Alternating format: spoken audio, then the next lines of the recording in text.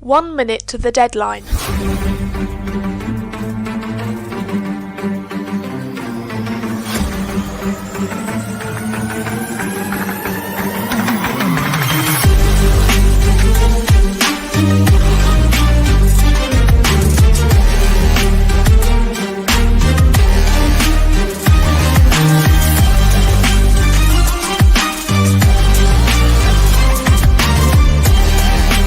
Seconds.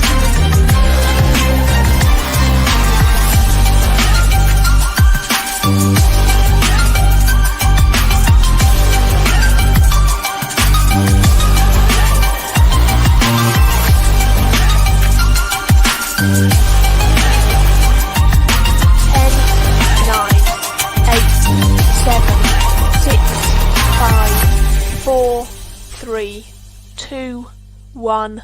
Deadline.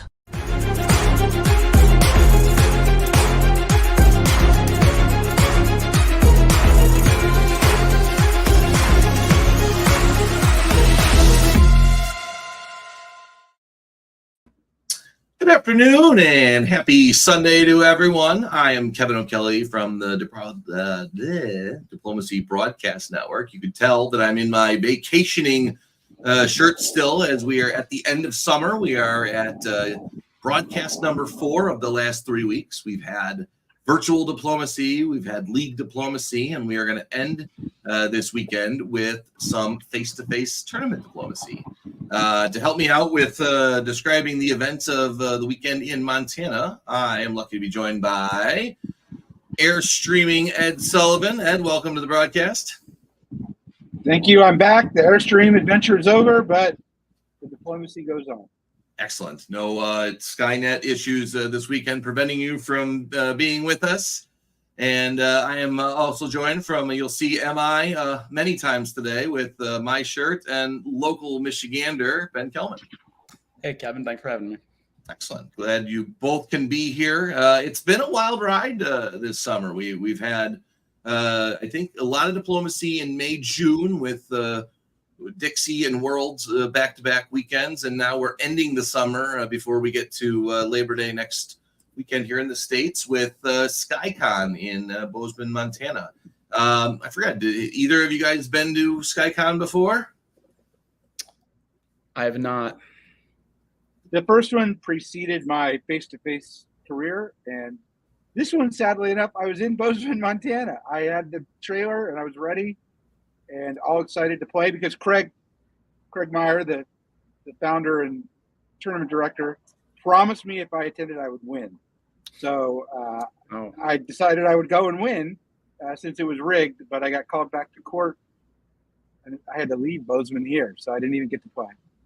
You got to stop with all the crimes. What are you doing? I was going to say, do you think he made that promise to everyone that he recruited? You can't trust Craig. You can only trust Craig to beat Craig.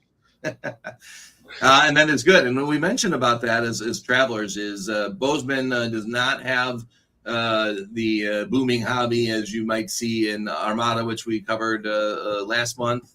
It's more of a destination con where you've got people from all over the country landing in. So this, with the number of players and the names of players that you see, it's going to be an exciting tournament to watch. So we look forward. We'll get to that coverage here in a few minutes. Before we do, we talked about the busy summer of diplomacy, but we got a lot coming up in the next couple of months, September and October.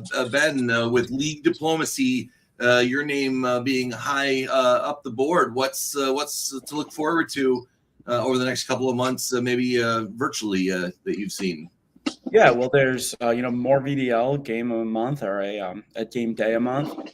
Excited to keep doing that. I hope people stop soloing and passing me in the standings, but you take what you can when you're playing diplomacy. And then there's more Tour of Britain dates coming up the rest of the year, and we haven't organized it yet, but there will be the Virtual Diplomacy Championship at the end of the year as well.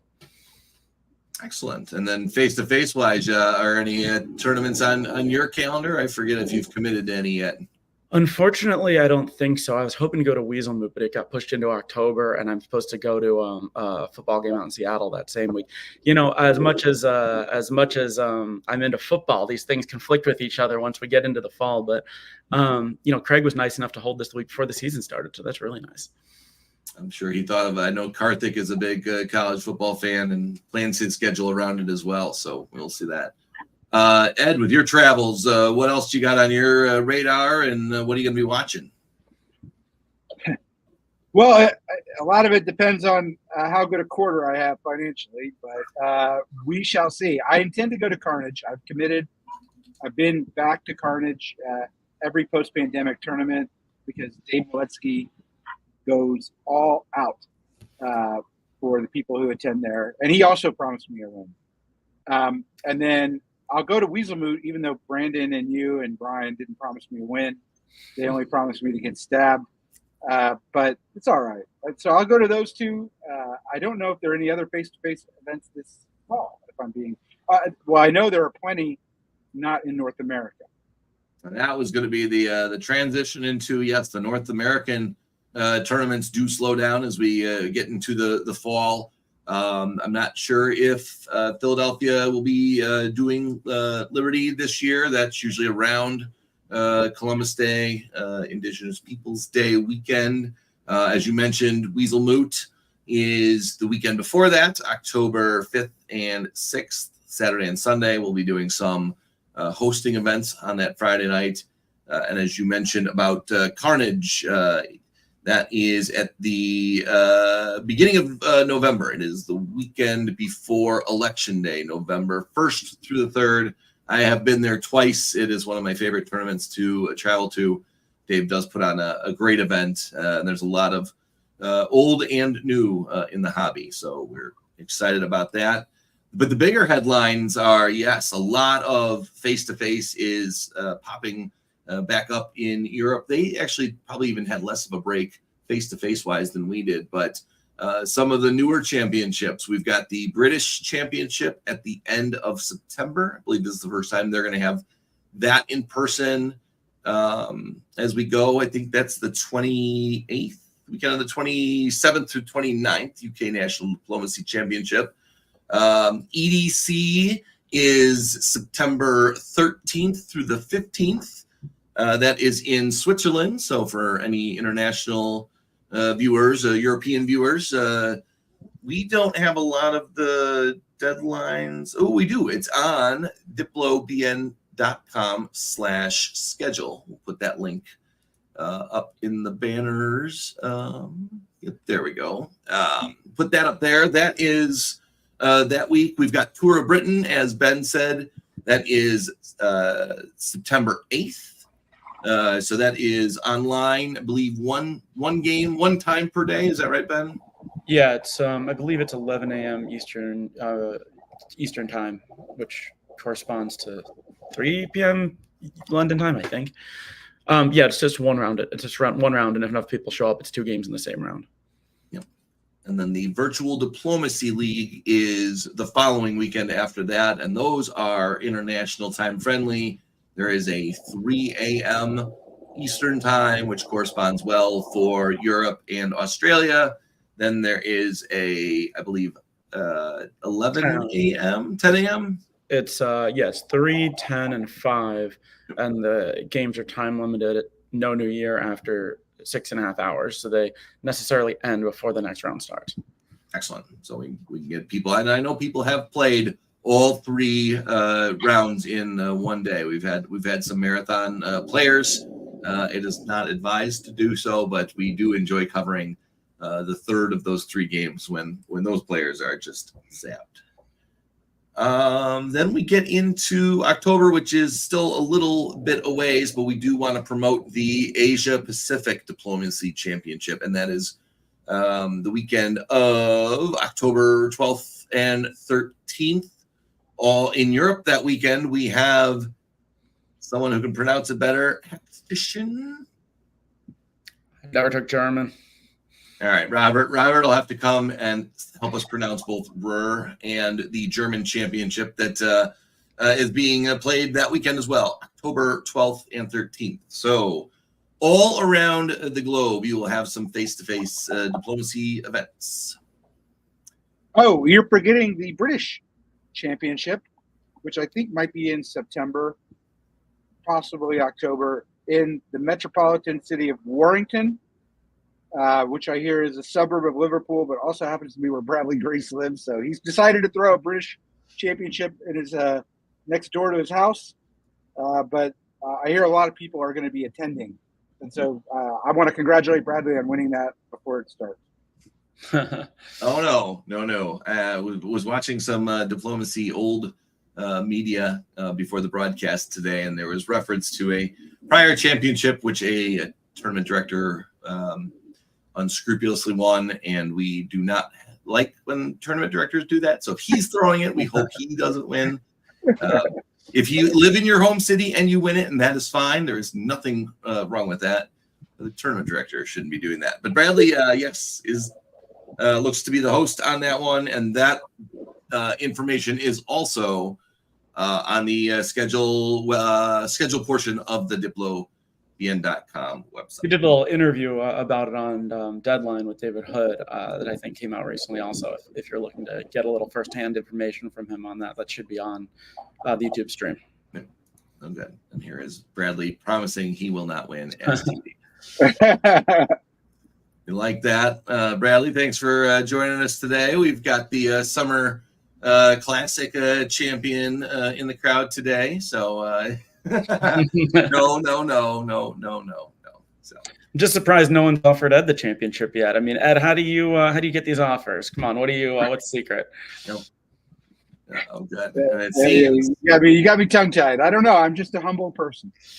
Nice. Well, as we also see in the crowd, there are some people who were at the con this weekend, which we're getting to right now.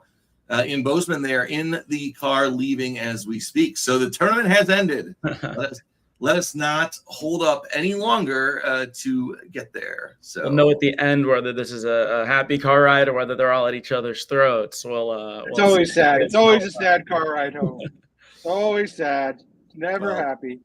Let's see if we can keep the spoilers to a minimum, as most of them know. Please don't give it away, but we do want some of the inside scoop. There were a lot of pictures that were shared on the Discord. Let me put that up, actually. Craig had the coolest trophies put together for this tournament, too. So hopefully there's some pictures of people who won them with the trophies. I think they were like sculptures of animals and stuff. It looked really, really cool.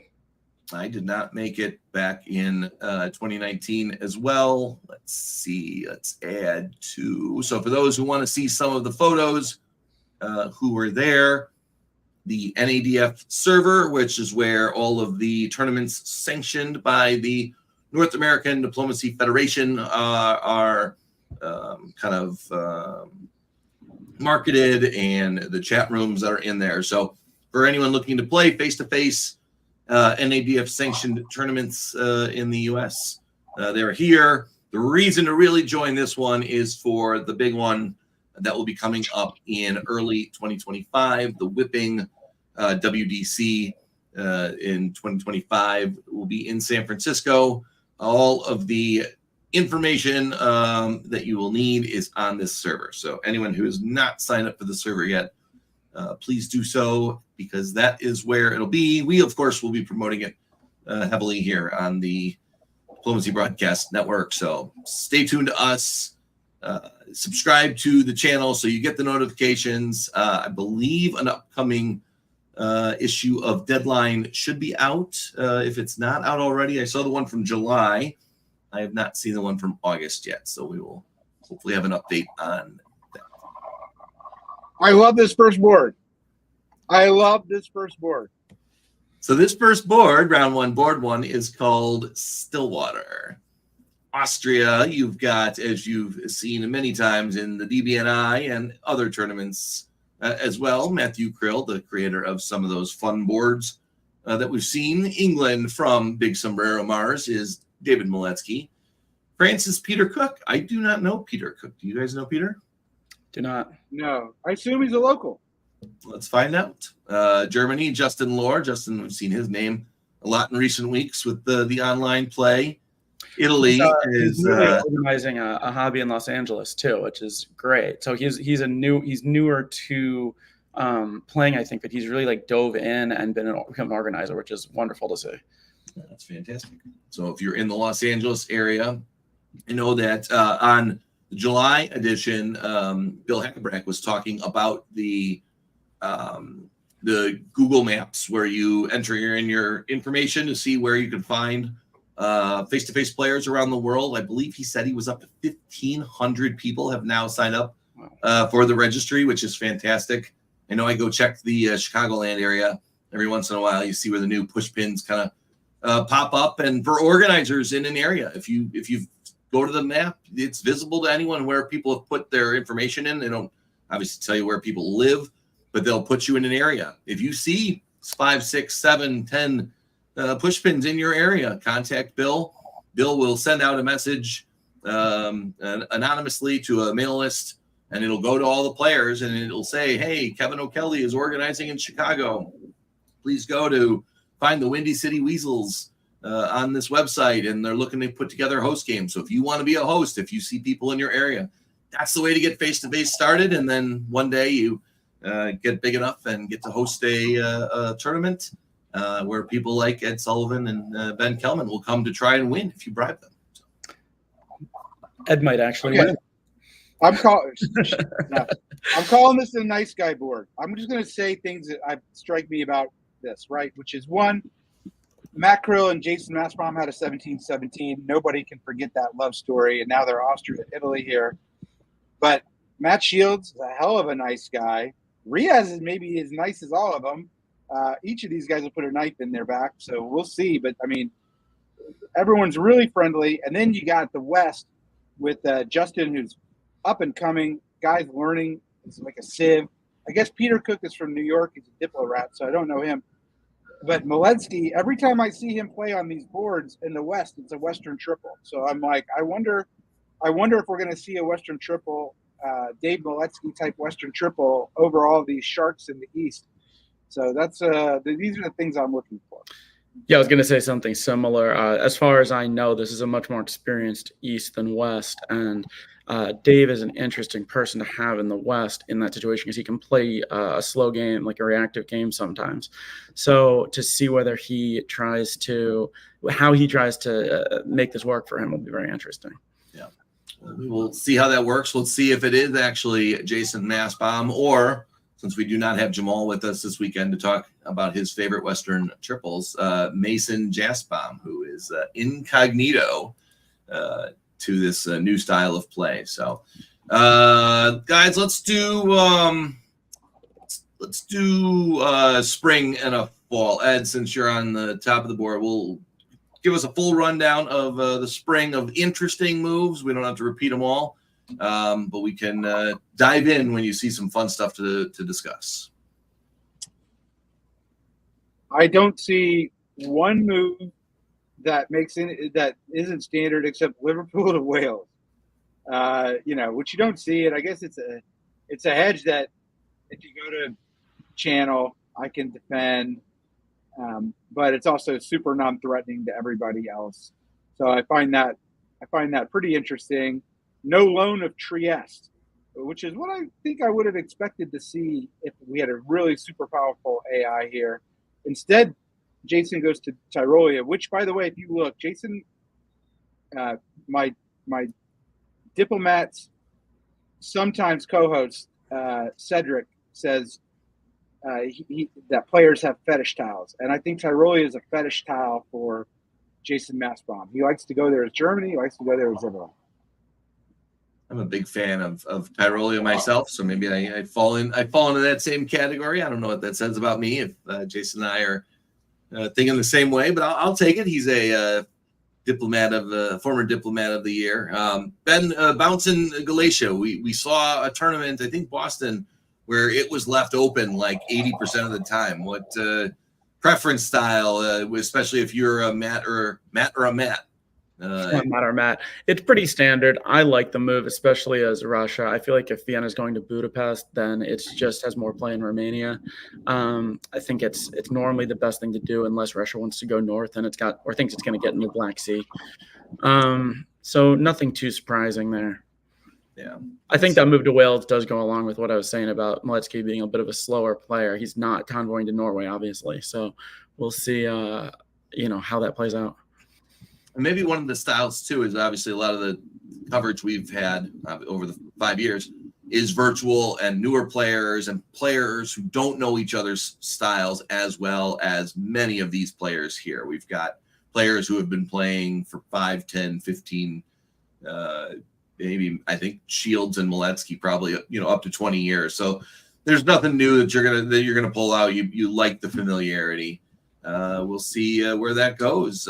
Ben, let's do the fall. Anything? I love the convoy into Holland. So the convoy into Holland, not necessary, but you get the convoy into Holland. That Tyrolean move necessitates covering Munich, or doesn't necessitate it, but it happens, which allows Peter into Belgium.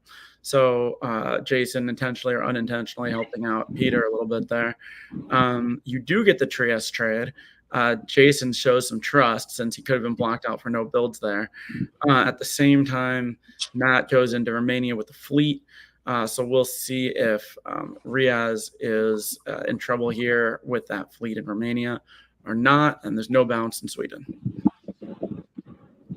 I'm reading this as it's hard to read it as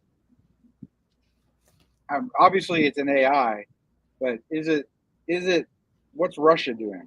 Because Russia's got, I generally think of this as a pro-Austrian move by Russia by putting the fleet in Romania. So I'd be curious to see what Matt does. Does he build a fleet and take the black and we have an air going on? And that move of Warsaw to Livonia kind of tells the story that maybe this is an air. That's how I'm reading it. But good for France. Good for Peter picking up 3 off the bat. We'll see if he builds 3, because that's always a problem for France, right? Because he's going to anger somebody. He probably builds fleet breast, army, but maybe 2 fleets. That's not how, now he's got 2 potential. I don't think Dave's an enemy on that, but he had to do it, but we'll see how people react. Oh, and we got the fleet set. Yeah, that's where I was going to go next. That's a very declarative build by Matt. Especially after moving Warsaw to Livonia, he comes back down with the boom, maybe trying to feint him early on in the game. We'll see. He's very much trying to curry favor with Austria and pick a direction quickly here, looks like. Yep. All right. See how Riaz responds to that. I'm going to leave you guys for a minute. Ed, take us through the spring. So what we see here is that Matt Shield does take the Black Sea, very powerful position that he's got. And my eyes were drawn to the east, where it's an air. I'd say it's an 85% air, where you have Bulgaria now getting piffed. Sort of bad news for Riaz here, but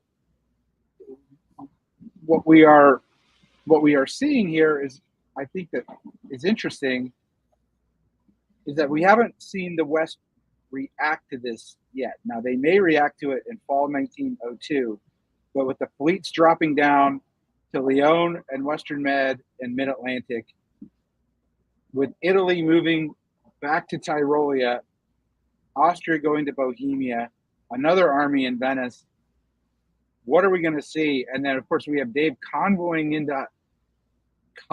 York into Holland. Now, whether it stays there or not, I do not know, given what we are definitely seeing. The only thing that I find kind of interesting here is Dave Miletsky going to Skagerrak with Russian support, which is probably why Matt did not move Livonia to St. Petersburg, and he's trying to keep Germany on side by not moving to Prussia.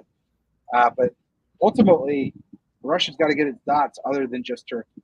So we'll see. Yeah, Matt's playing this in both ways, and you could say the same thing about Dave, right? They both have a sort of a main direction they're going in. Matt against Turkey and Dave against Germany, and they both have allies they're working with on that. But this could turn into a AIR against an EF, or it could be E and R stick together in the long run. And there's that cooperation in the north really gives opportunity for the game to shake out in different ways. If it doesn't, then it could just be R accelerating the EF in a way that doesn't really work out. But I like the optionality that this gives to Matt, assuming he doesn't get betrayed quickly. Now, the other thing I'm looking for in the fall is what happens to the Austrian army in Trieste, because right now Italy can't afford to go down. Italy's helping Austria against Turkey. So, yeah, they can. I don't know if they can get Khan here, but if I'm Italy, if I'm Jason, I'm like, dude, I need a fleet build, and I need it now. Yeah, with those 3 fleets coming from France, it could be problematic for Jason quickly. Except they're not. They're not. They're reversing back right against Dave Miletsky in England, and also popping the army in Holland with Justin's help. So that'll be, let's see. Miletsky gets Denmark, though, and gets a rebuild. So Miletsky's on 5. So he's going to be building 2, which should blunt that attack a little bit. But Miletsky also doesn't have a fight with Russia. So it's not quite as bad for him as I thought it when I first saw it, but it's not ideal for him, which probably bodes well for the AIR. They're moving down further into position in Armenia. And as you said, Jason did not want to lose Trieste, so moves out to Tyrolia. Yeah, I think this is interesting. Ruhr goes into Burgundy also. Yeah. So Justin's kind of picking. There's more going on than we realized. Yeah, it does seem strange. You would think Germany would be in trying to go for Belgium with English support, or putting England into Belgium and backfilling with Holland or something like that. But it is. I mean, is this an FG? It's hard to say with that move to Burgundy. It's certainly an F, and I guess how the board responds is important. And I will say that now they've guaranteed Khan. They've guaranteed everything. Turkey's dead if this continues. Yeah. Yeah. And the Holland order was to support Burgundy and Ruhr, which would have made it if Belgium would have also supported that. So for those who have not met Dave, Dave's favorite thing is a negative dot stab. And in this case, with Dave building one and rebuilding another, and England or France not getting anything else out of it, this is not a valiant attempt at turning around. But it's early in the game. There's always potential. Let's see what Dave puts down for his +2. Germany lost Denmark and will be pulling one. Italy picked up Tunis and builds one. Austria picks up Bulgaria and builds one. And everyone else, same on the board. 2 fleets. Ooh, usually under attack, you don't. You build at least an army at home. Ben, what do you make of 2 fleets? Well, it gives him more flexibility if he has to move west eventually. If he does get back on an offensive footing, it, allows him to defend more North Sea more dynamically. I kind of like it because he's defending, but he's not really fully on his back foot where he has to feel desperate and necessarily turtle up with armies. Ed, I think we heard something similar to that. Was it Armada? I think you were there, and there was another situation where England did build fleets instead. And I think the commentary was, yeah, why do you cut yourself off from the rest of the world where you're not useful anymore? This seems to be Dave wants to win this diplomatically rather than tactically. I like it just not only for that, but the other reason is it's not like building fleets for England prevents growth. It doesn't prevent growth. It's just more defensive. But in addition, it's a little less threatening to both F and G. Now, Fleet Liverpool kind of has to be in Liverpool, but I wouldn't be surprised if Dave gives back Denmark to Germany here. Let's Germany into Denmark in some way. So we'll see. I mean, this is a great diplomatic spot for England. It's probably what I would have done. Not saying that Dave's a better player than I am, but that's probably what I would. And everything else being put down seems reasonable. Pulling Army Burgundy is the best mea culpa if F and G are going to work it out together. And so far, it looks like they might, Ed. Yeah, so it is an FG with an attempt made at North Sea, which doesn't work. It's actually a strange beleaguered garrison in a way, right? With two German units in Holland and two fleets in North Sea, and then North Sea prevents the English Channel takeover by France because Liverpool cuts Irish. So it's basically perfect defense from Dave. He wouldn't have lost the North Sea in this situation, and he prevents France from getting into the English Channel. But Germany now has another problem, and that other problem happens to be Russia, with Sweden going to Baltic. That means Dave definitely has solidified Russia as an ally here. And then speaking just as we go to Russia, I was wondering if there would be a convoy into Ankara. This is the nightmare in an air for A&I, where Russia is the one picking up the gains in Anatolia. Usually it's the other way around. People who followed the Summer Classic top board know that I couldn't get any traction against Turkey, and then eventually got eaten up by AI. Well, this is the opposite. When Russia now gets an anchor, this is super strong position, not really under threat. I will note that Matt Krill goes back to Trieste. There's no arranged bounce, which there could have been, and certainly giving Russia space here. But if I'm Austria, I'm not leaving Trieste. I'm pretty worried at this point, right? Because we've got a strong Russia, and where am I going to grow? And I don't know the answer. It might be that I'm looking for Tyrolia into Munich here, supported by Silesia, cut by Baltic. But that's what I'll see if that happens. Well, it's an interesting. These tactics between Jason and Matt are interesting because why are they not in Bohemia? They're not wanting to put full pressure on Munich. I mean, with Marseille needing to be covered, if they were in Bohemia and Silesia here, they could have it, like I said, like you said, a tap on Berlin. Munich would be under threat. Burgundy wouldn't be able to support it.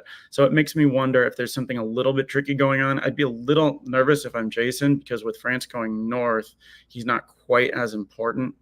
And, Matt could pick up two off him here if Piedmont doesn't support Venice. All right. Yeah, and of course, Burgundy can't support Munich, so I missed that, but yes. And into the fall, we see some progression of the English fleets. Yeah, oh, sorry, that's me. So, right, Irish Sea gets kicked right out back to Mid-Atlantic, and France is anticipating the difficulty it was going to have fighting off Dave Miletsky, reverses south. Well, with the one unit from Mid-Atlantic, Spain stays where it is and doesn't cover Marseille. So there must be some trust, at least, about what Piedmont was going to do that turn. So also Norway goes into Sweden. Wow. Russia and England are so friendly this game. Although, Russia maybe doesn't want to get too big all at once. They're getting Berlin, and they are helping Austria into Constantinople. Now, Aegean also tries to go to Constantinople. So did they expect to get it? Unclear. One dot Trieste is taken from them, which means they will be pulling one. I think the interesting thing here are the French moves. If France really was committed against England, it would not be moving Mid-Atlantic to Western Med. It would be moving Spain South Coast to Western Med, which couldn't be cut. It didn't do that. Instead, I think this is arranged, right? Let's bounce in the English Channel so you don't get there. Kick me out of Irish Sea. I'll retreat to Mid-Atlantic. Spain can now support mid-Atlantic. So I think this is Peter's way of engaging or disengaging with England. And it's actually a really smart way between the two of them to do that. Of course, the corollary to that is France then has to be able to attack Italy, which maybe it happens, or go back on the offense against Germany. I think attacking Germany here is very difficult, especially with Germany imploding against Russia. I also think that England and Russia made a deal here. That Norway to Sweden thing, I don't think is a stab. I think that's arranged because Matt thought he was going to get into Berlin, and we knew he was taking Ankara. So Russia's still here, still building.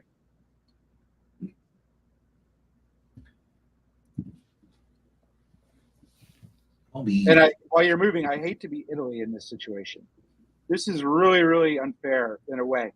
Italy's the one that forwent a build, became vulnerable to France to go to Aegean, and now hasn't gotten anything off of Turkey. I mean, nothing, and lost Trieste. So back at the original 4 for Italy here. And so if I'm Jason Mastbaum, I'm either about to get attacked or I'm saying we got to true up here. This is not right. I was going to say, Ben, if you are Mason Jastbaum, are you pulling a fleet and let everything come through and say, all right, guys, you got to fight it off? Or do you patch things up and say, all right, army off, I'll fight until I have to die? Yeah, the fleet in Aegean isn't necessary for offensive purposes anymore, but it will be for defense if France commits. I'm not trusting Austria enough in this situation because I don't think you're important enough to them to pull the armies. I think I'm pulling the fleet and I'm negotiating with Maletsky to try not to take the pressure off of France, trying to get something going where France isn't free to come south. He goes the exact opposite way and pulls Fleet Tunis. Frill puts down the 2 armies that he only can put down. Army Moscow, right in the middle. Usually, I think Brandon always says, non-offensive to anyone until it starts moving. So clearly not offended by Norway to Sweden. Probably a true up there. And Dave gets Army London. I forgot. We don't know if Jason was lied to that turn about whether he's going to get Constantinople. So I kind of forgot about that. I think we just found that out. Right. Yeah. All right. So heading into spring 1904, does Jason turn fully around? I don't know. Yep, he just lets them walk in. Pulls Aegean back to Ionian though. He tried to lock it down and gives up one at a time. What's the strategy for Jason here? And then let's get to the rest of the board. It's a painful disband that Jason disbanded Tunis because now he's going to lose Tunis. That's gone. And to me, it looks like an Eastern quadruple in some sense with, Riaz being allowed to live for now. Them getting the fleet to Khan from Black. I would say all of this makes sense except the Budapest to Romania. It's a spring move, so I'm not exactly sure what's happening. If I'm being honest, it might be a trade. Oh, it's a trade because of Khan going to Russia. And meanwhile, we do see Austria in Munich with Russian support. Like the one thing I know is it's an AR with a very small I and an even smaller T that's happening. And it looks like the West is trying to rally at this point, taking Tunis, which is a critical take for them. Dave hedging, getting an army in Belgium, which I'm sure he's saying is needed for the defense of the line because it is true. But also going to English Channel and North Atlantic. So I think the West is rallying. How effective they will be, I don't know. I'm especially curious that no one's put the army. Dave didn't put the army in Norway, which I guess he could have done.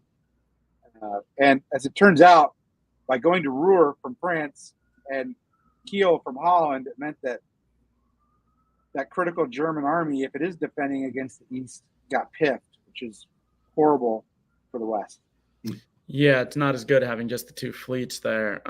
We'll see whether ENF allow Holland to stay German. But the Black Sea to Khan is just great for the ER, because I can see the argument, oh, Black Sea can't do anything there, let's get it moving into the Med. But is that to fight the West, or is that eventually to take stuff from Italy, right? It's good for Russia either way.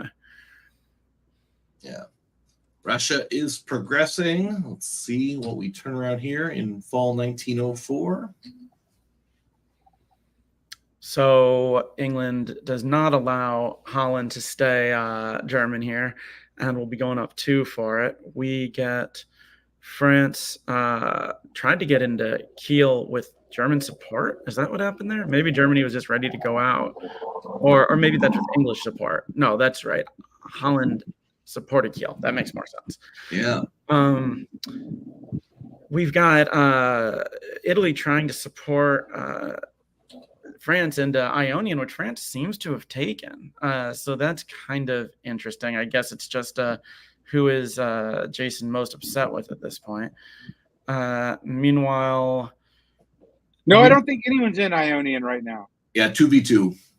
Yeah, did I misspeak there? Tunis tried to go to Ionian, giving up the build that they were going to get from Italy, and it got blocked out. So it's just interesting that Italy and France worked out a diplomatic situation where France might not have taken the build, despite the fact that they're losing Belgium. But maybe they knew that this was going to happen from the other side. Hard to know for sure. Yeah. I think that's pretty much all here. I think the issue is Jason's turn. Okay, that's. I don't know. I mean, I assume that you can't read Ionian to Adriatic any other way. But now Jason has another disband, which is horrible, and it's good for France, and it's definitely an EF now. You know, we know that it's definitely an EF, and the problem is it's a really slow moving EF because there's a lot of distrust, and it's a fast moving AR with a Turkish Janissary. And so Jason's disband here, I think, is key. We shall see. We have this trust but verify situation where North Atlantic and Mid Atlantic are just sitting there. So that wastes some time, but I'm still not sure whether Miletsky and Shields are actually against each other. So I'm not sure if Miletsky is actually slowed down or if he's just waiting to see which way is best to go. Dave's got the upper hand on the growth trajectory on the center chart here. Let's see what he puts down as 2 armies. So as we were talking about the 2 fleets being offensive minded, these 2 armies are in line to be in place in action pretty soon. Austria waves the build. So maybe things are settling up in the east, and Jason pulls Tyrrhenian, which makes some sense. Russia doesn't want to see another army. They don't need an army in Vienna, which is where I assume the build would be. Russia's already, I mean, Russia may turn against Austria here, but I don't think it will. And I see a lot of speculation in the chat about an EAR, and that could happen, right? France is super vulnerable right now, and we shall see if that's the right move from Dave. I don't think it is the right move. I think EF has some utility, even though they're on the back foot. So I was going to follow up with that, Ben. So right now, usually after 1904, we like to play who do you want to be? Not who do you think will win. Who do you want to be in this situation? Yeah, Dave's got France going south. Matt doesn't really have anyone attacking him. I think I would like to be Dave. I think there's an opportunity for England and Austria to grow together here at Russia's expense if they want to take it. I think that Dave's made up with France and can keep them occupied in the south. And I do like these army builds. It will give England more flexibility once they get them either into Norway or Holland or Picardy, maybe. You know, we'll see what happens to make gains on the continent. Ed, would you pick either Matt or Matthew over David at this point? No, I wouldn't pick Matt. Only if it's a triple.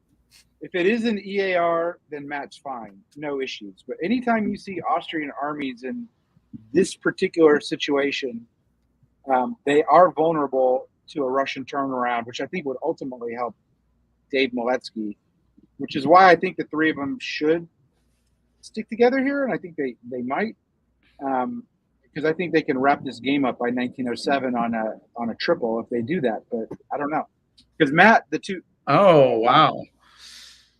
I did not know that was coming. I was getting ready to get the board set up for the next set of orders, and I was going to follow that up with this system being the Karnik system, which seems to be growing in popularity over the last couple of tournaments. The triple isn't as rewarded in some cases, so we get to a point now where defending champion Matt Shields only one center off.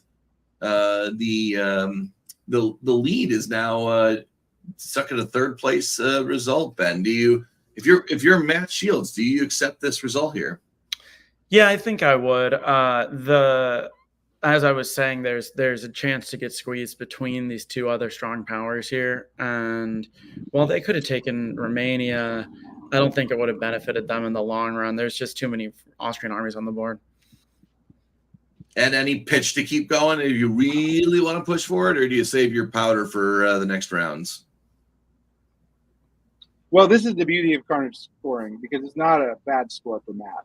The question is whether or not splitting a three-way top, I think, which nets him 300 more points or whatever it is probably not significant. But on the other hand, if I'm Matt, I probably am pushing to be included in this draw at the top. But Matt Shields, I think Matt Shields is very threatening to Austria. I think it would have helped Dave Miletsky, but I think Matt Shields could have maintained second place in this scenario. So I think it was nice play in the first round, but I don't think it was. I don't think anyone played this board to win. The way I'm looking at it. And you wonder if that move, taking Sweden, whether agreed upon or not, and Matt not retaliating, if that was the one center that swung the board top. And sometimes we always say, oh, have the patience, figure out when you're going to go. Sometimes take the momentum and run with it when you know you can get away with it. So congrats to Dave for having some enemies early on and then turning around the diplomacy. All right, we've got. This tournament is 3 rounds, a drop or no drop? No drop. This is the first round on Saturday. Okay. This is Saturday morning, 8 a.m. 8 a.m. Wow. Oh my God, Craig. And it could have gone. It was unlimited time, by the way. I know. Well, they were saving their appetite for a dinner in between rounds, and maybe they just wanted to watch what was going on here on round 1, board 2, Yellowstone. So we've got someone who we haven't seen on a board in a little while. Good to see you, Siobhan, in Austria. England, we've got Justin Botsford Miller from Bozeman, so we do have a local here. France, we've got Keith Worstel from Burlington, North Carolina. Germany, Chris Brand from Vancouver, a lot of the Pacific Northwest. Heading to Big Sky this weekend. Italy, Katie Gray. Russia, Aaron Tate from Billings. And Turkey is Declan Holin. Let's say Holin from Bozeman. So a couple of locals on this board. Lesser known names, a few, but current DipCon champ and current favorite in our hearts on this board. It's interesting. I don't know if they know each other, but Keith and Chris are both very creative players. They like to do unusual. They're both very good players, but they like to do sort of creative things. I wonder if that'll cause anything fun to happen. These are the things I'm looking for. Does Chris Brand continue with what I call this strange opening of Kiel to Helgoland, which he's been doing on as Germany quite a bit? I think Keith Worstel. He's a fellow diplomat with me, and he's going to these face-to-face tournaments, and he damn near won Armada. He's getting better and better with the face-to-face hobby. So I want to see how that goes. And of course, hard to overlook DBN personalities in Austria and Italy together. Also, Katie is everybody's friend. I don't see her play a lot of Italy's together a lot. I see Katie, when she gets great results, tends to be in corner powers. So I haven't seen her in a central power in a while. And so I want to see how it goes.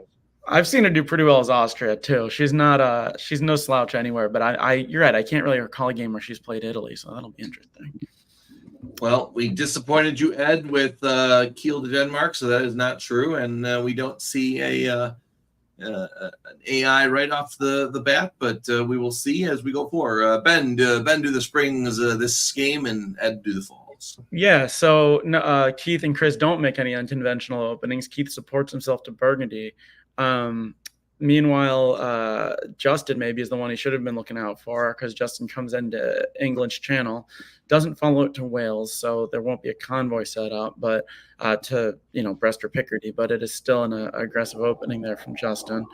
Aaron opens to Romania directly from Sevastopol, while Declan opens with Smyrna to Khan blocking in the Ankara fleet, but it doesn't go to Black Sea. So some ways this is an old school set of openings from Russia and Turkey, and probably bodes well for Austria to have that fleet in Romania. What do you think, Ed? Things I don't like are, if I'm Russian, I'm moving fleet Seb to Rum, I need to be saying Ankara go to Khan. So. But it doesn't go to Black, so that's okay. The other thing I'm thinking about is, man, I hate when this happens is France, right? Which is why I'm leaning into this Paris to Gascony, Marseille to Burgundy, Brest to Mid-Atlantic opening. Yeah, I do like that one.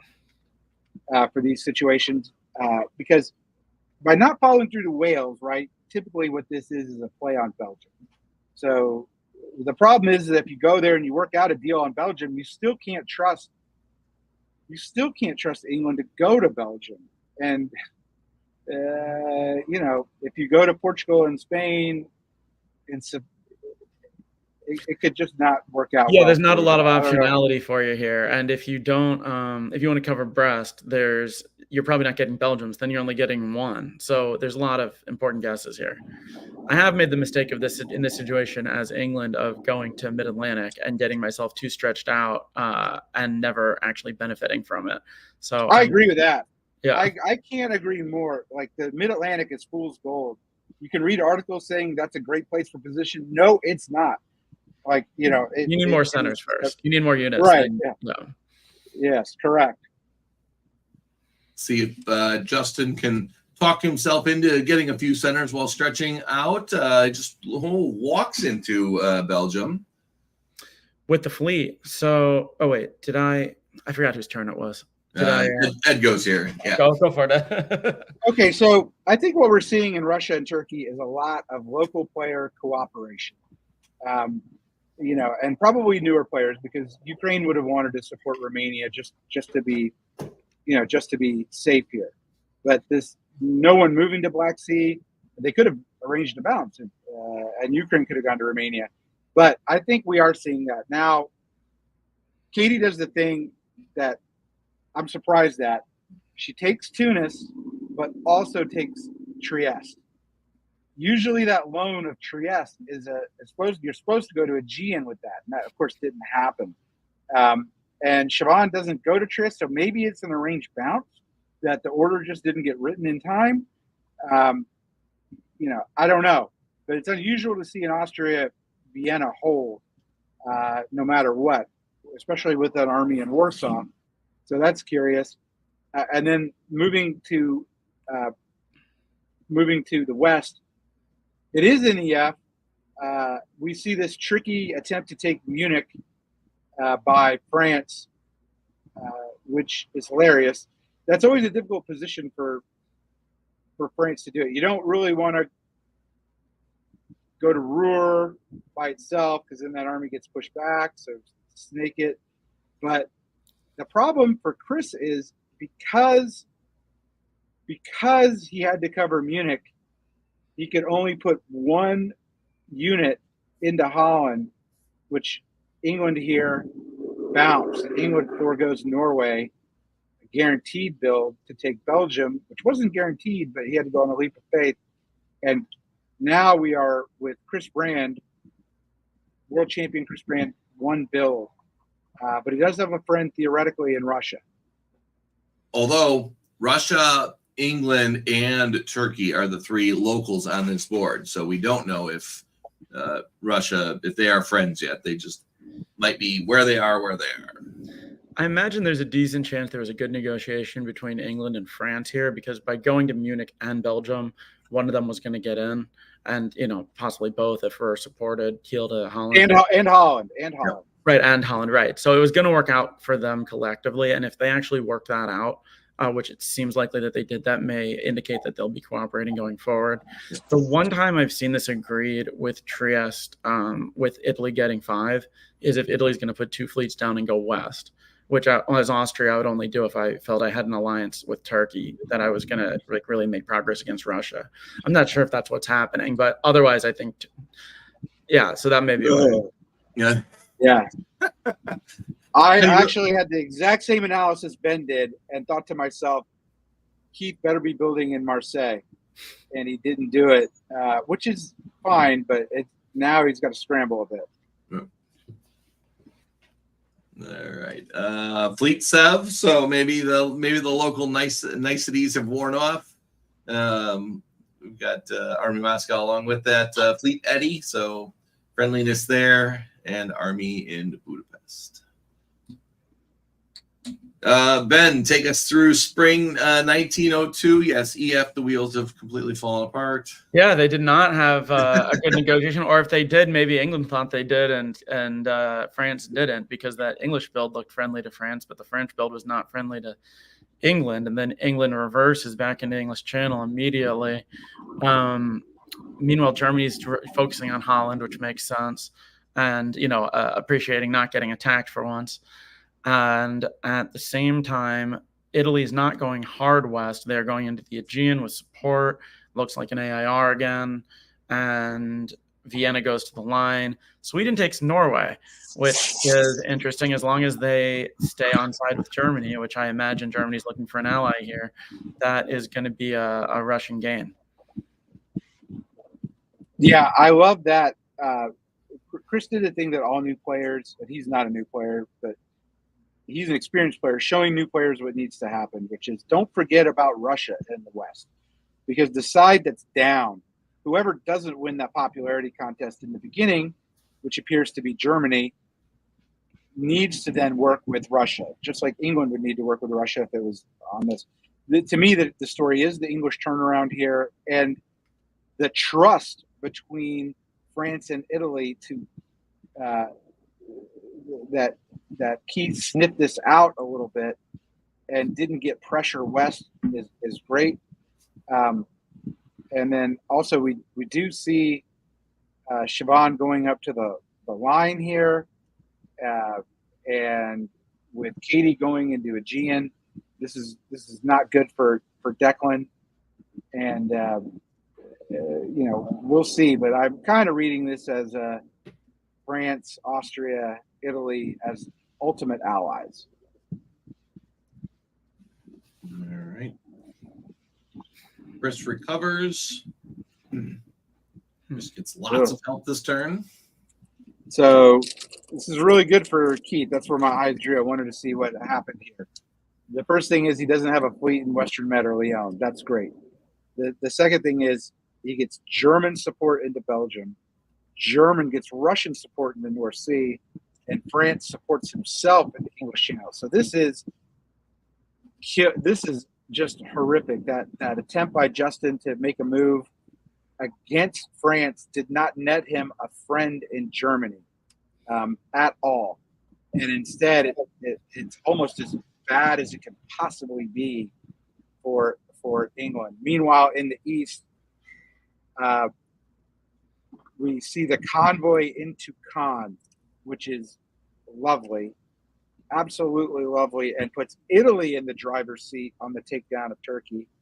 And as far as heirs go, I always believe the equitable division is 1-1-1, but now Italy's got it.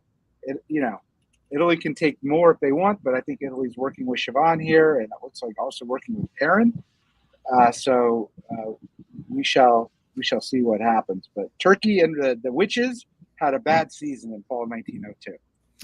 It's interesting. The AAR has not gone to the line at Munich, presumably because they've thought that Chris was sort of on the outs and they didn't want to destabilize him. Now he's doing a little bit better, and I wonder if we'll stay with Trieste and Warsaw where they are. I was wondering whether they would go this turn, and they did not. So it'll be interesting to see whether they make that commitment or whether there's maybe more play to happen in the East before they come across the line. With the result of this, we see both France and Germany picking up 1, and Austria and Russia building 1. Oh, and Italy, sorry, missed Italy there. Italy builds 1, and Turkey does pull 1 after having 1 piffed as well. I think France has got to build a fleet, but man, not being in Marseille is tough, especially with Katie just sitting there and Turkey almost dead. This is a lot of trust by Keith. He's really relying on his personal diplomacy here, and I don't know how it's going to work out for him. Yeah, I'll be interested to see whether Katie honors that, because she is. I have seen her. She comes from an extended deadline background, where I understand she does like to build like cross-board alliances, like East and West alliances. I've heard her talk about this before. So it's possible she, is thinking of France as her long-term ally, but she's also got, plenty of allies in the East. So she'll have a lot of options here. When does Katie not have friends? That's true. Like when? Sure, yeah. This is unbelievable. She's the best ever at this. House games in Chicago, I think, is the only time. What's that? I root for her. She roots against me, and I root for her. And I'm her friend, but she doesn't consider me a friend. It's crazy. I was going to say, the only time I've seen Katie flustered is house games in Chicago. So it's. Does that say more about her or the population of Chicago? I was so really, actually, the blame behind that game is Zach Moore, who, by the way, in 2019, the last time this event was held, finished dead last. Get the current Armada champion feeling a little normal there. So, all right, spring 1903, we see Trust and Verified. Yeah, we have Italy moving into Smyrna. We've got Sevastopol moving into Armenia. This is going to be a tough one for Declan to finish this one out. We see the balance in Serbia. Still no movement to the line by Warsaw or Trieste, and Tyrolia stays where it is. France and Germany are both making progress. I like that convoy to Yorkshire. Unfortunate that Justin didn't bounce there. He could have. Edinburgh and London didn't do anything. Norway's also not doing anything. So you see a decent number of holds on this board. The two different sides are both trying to accomplish what they're trying to accomplish. Then we'll see what happens after. I hope we'll see what happens after, and it's not just a really short game. I'm frustrated if I'm Siobhan. Okay, like, why is Katie getting Smyrna? Okay, Katie can have Smyrna, but then I need Khan. Siobhan's on the outs, can get squeezed by AR here. Why is Trieste still on loan? I better be getting something back. Trieste needs to be in Tyrolia now, Katie. It does not need to be messing around in Austrian home centers. So back to the north for a second here, Ed. What let's two notes is we are always thankful to the players who enter these orders in for us. We don't know all the time if a hold is a hold, or if they had a misorder or something was out there. So we don't know what those are, but assuming these are holds. So let's Justin, let's say as a new player on a defensive purpose, walk through what you're thinking of when you see this map, in spring. I don't think I can go back to the waiting phase, but how are you defending this when you've got an open center, but you don't want to leave any of your home centers in this spot? I don't know if I self-bounce. I might cut English Channel from Irish and cut North Sea from Edinburgh to protect London. and then maybe move London to York, thinking that they won't convoy directly into London or something like that. But yeah, there's better defensive moves that could have happened. But if we're all being honest with her and being really real, if it's F and G together, even if a more optimal set of moves could have occurred, it's rearranging deck chairs on the Titanic ultimately. If you're England, there's not much they can do to stop this. It's not going to work long term. You got to change the diplomatic situation. I mean, the best thing that could have happened for England here would have been for them to get Russia on side and dislodge North Sea. That would have changed the game for them. But it looks like Russia is very focused in just one direction right now. I think Russia should have maybe moved to Norwegian here. I always, when I'm Russia, I'm like, hey, I'd like a piece. Give me a piece, and I'll help. But this is also a situation where both Chris and Keith can go to England and lobby, right? Because Edinburgh's under threat. London's gone if they want it to be. I mean, there's all sorts of issues. So does England turn around here? Because I'm really liking this position. Also, if that happens, does Keith cut a deal where he cuts Ruhr and puts Siobhan into Munich? That can happen, and see if this really is a three-way alliance between Austria, Italy, and France. So there are little issues that pop up here, and we'll see how they go. It's always scary when Germany convoys that army off when you're leaving. Look what we got. I guess it's an arranged bounce in Holland. And meanwhile, Germany does take Edinburgh, keeps the North Sea. Keith playing it slow, just taking Wales, but guaranteeing Liverpool. I was going to say, at this point, I think you needed to bounce in Western Med. If I was Keith, I'd be going to Katie saying, it's time for us to bounce. That didn't happen. Katie moves to Lyon and Piedmont, which can be defended now. But this is a really good air situation, except Katie didn't lose Trieste, but takes Smyrna, Russia takes Ankara. They move to Silesia. So it seems that the air is working. I assume we're going to see a fleet build North Coast. And great position for the air. And the problem is that they haven't gotten the gains off of England yet to do much. All Chris can do is build army in Berlin. Yeah, France can defend itself, but with these armies coming up against Germany, Germany's going to have a hard time defending Munich, assuming Ukraine goes to Prussia. This is what I was waiting to see from the East, and does indicate that they're a little more locked in together. There's no supported attack on Trieste anymore. I imagine that unit will sort of just defend between Venice and Trieste. And yeah, I mean, it looks much more like an AAR now than like A going to Bohemia and Russia and Italy kind of waiting it out. Maybe they waited for just the right moment. Feel the thrill, hoping for Fleet South Coast. Oh, that would be fun. Oh, There it is. Oh, You got it. Fleet South Coast can take a little while to get anywhere, but it is very clear where it's going, right? So it's a very clear sign of who's on side and who's against, and it'll be very interesting to see how this can continued movement against Germany works for Russia.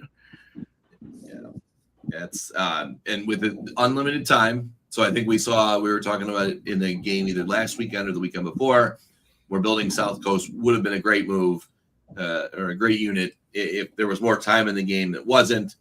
As you mentioned, even taking time, it'll be good. Chris Brand has got to be just biting his tongue here, going, "Come on," finally getting some momentum, but knows the pressure is on his back and gets that.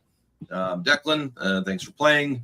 Hopefully, you've got some time to rest before the evening round, and Katie with Fleet Naples. So we'll see the fleet war in the south. Onward we go, Ben. Yeah, so that fleet does start to go west. Western Med gets bounced out. You'll be able to get into Western Med next turn, but she gets into Marseille this turn.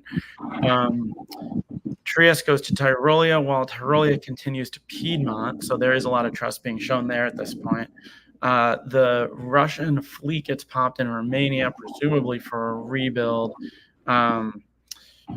I don't think they will want to destabilize Russia by just continuing the attack, which they could by staying in Romania and taking Ankara, but I don't think they'll do that.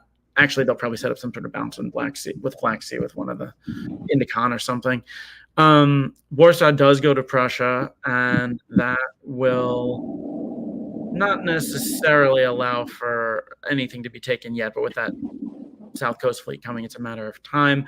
But England gets on board with Germany and gets Norway, so that's a gain for the West. England may have made an offer to stay alive here because Norwegian is working with them and Irish Sea is reversing away. So we'll see if Germany and France honor that and leave England on 2 going forward.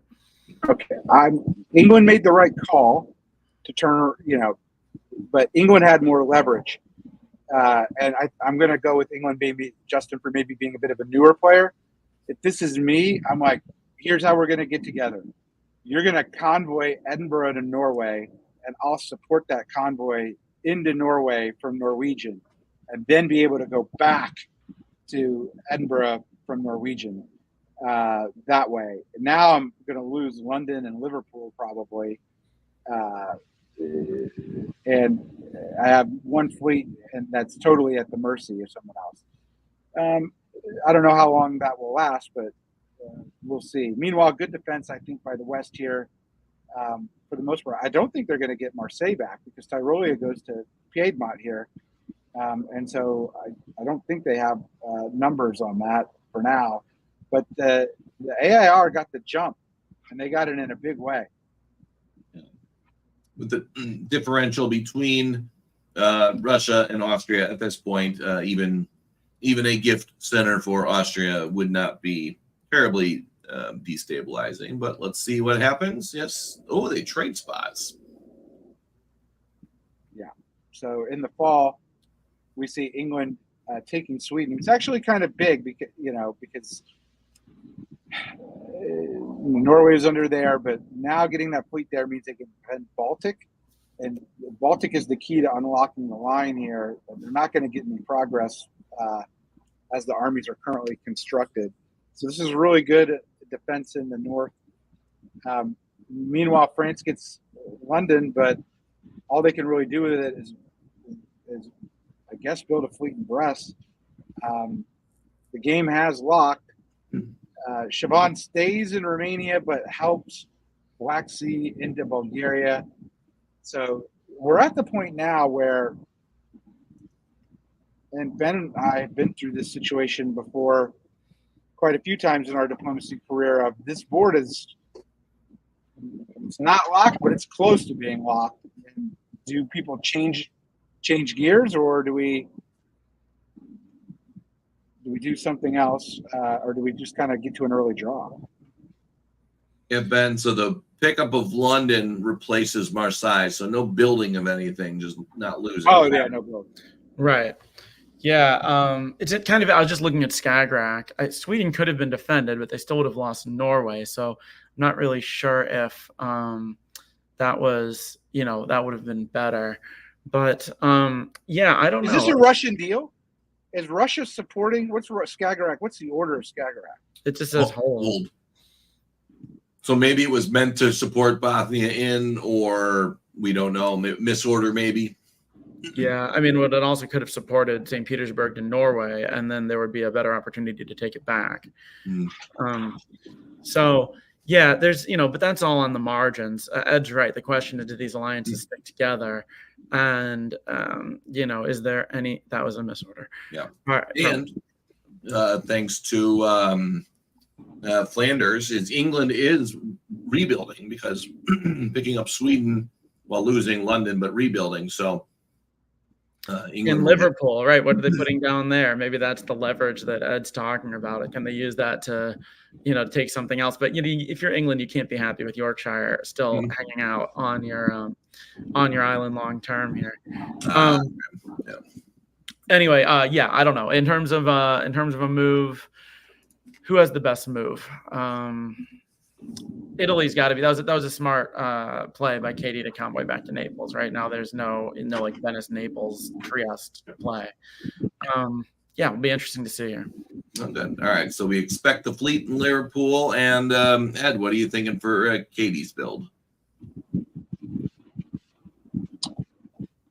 I think she's the. Well, I think she'll build a fleet.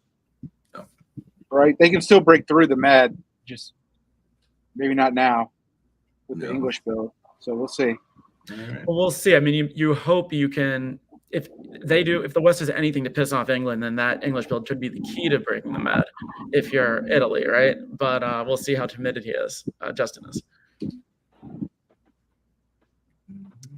So, all right. So we've got another Russian fleet piffed in the south. Oh wait, was it? No, that did already happen this game, right? No, that's the Yeah, second two one. fleets. There were two fleets. Right. They've both gotten piffed now, right? Yeah. So we've got another Russian fleet piffed. That South Coast fleet does make it to Baltic event, which is where it was going in the first place. It will be possible to take Berlin now if they want to organize it properly with the tap on Munich and on Kiel. But other than that, the fleets move forward in the south. And Tyrolia is trying to support France into Munich, I guess, trying to make some overtures to France, but it's still moving towards them in the south. So there's some, at least discussions happening there. Yep. And London moves away, but Yorkshire doesn't. So we'll see if that goes anywhere or not. I think it's going to convoy to Holland now. We'll see. I think That'd been fun. Because of rules. No, they're probably trying to get more force in the north, maybe another fleet up north or something. Yeah. Convoy to Holland does make sense, but it is not what is ordered.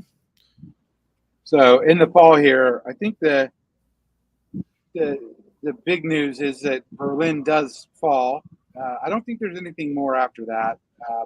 But England back to Norway with the retreat of Norway to Norwegian. I think this is a difficult retreat because now that puts St. Petersburg open. So Livonia probably has to go back to St. Petersburg now. Because of that. But they're building, right? They're even with the fleet piff. That's right, because I didn't see Bulgaria move back to Romania there. So yeah, I guess they'll build. That makes sense. They'll build North Coast now for sure, right? Got to be North Coast. And I'm looking in the east. The fleets have advanced into North Africa and Western Med, and that means if North Atlantic just holds the next time, that's a big problem for France. I bet you keep is like you got to support Mid-Atlantic. They don't have a fleet in Portugal yet, which they need to completely hold the line. So, I mean, it's still advantage AIR. It might be slow going, but that's what's happening right now. Oh, and Chris Brand picks up Sweden, but can't build anywhere. So he's playing one short. +1 with nowhere to build. Indicated by a star on the center count chart for the old school face-to-facers. And then Aaron gets to build one. You were thinking North Coast is what we were thinking? I think it has to. Should have been a fleet, but that's acceptable. So, all right. Oh, well. Doesn't matter. Doesn't matter. So Katie Gray walks away with the lone board top with Siobhan sitting in Turinian right there. Lots of green space around her.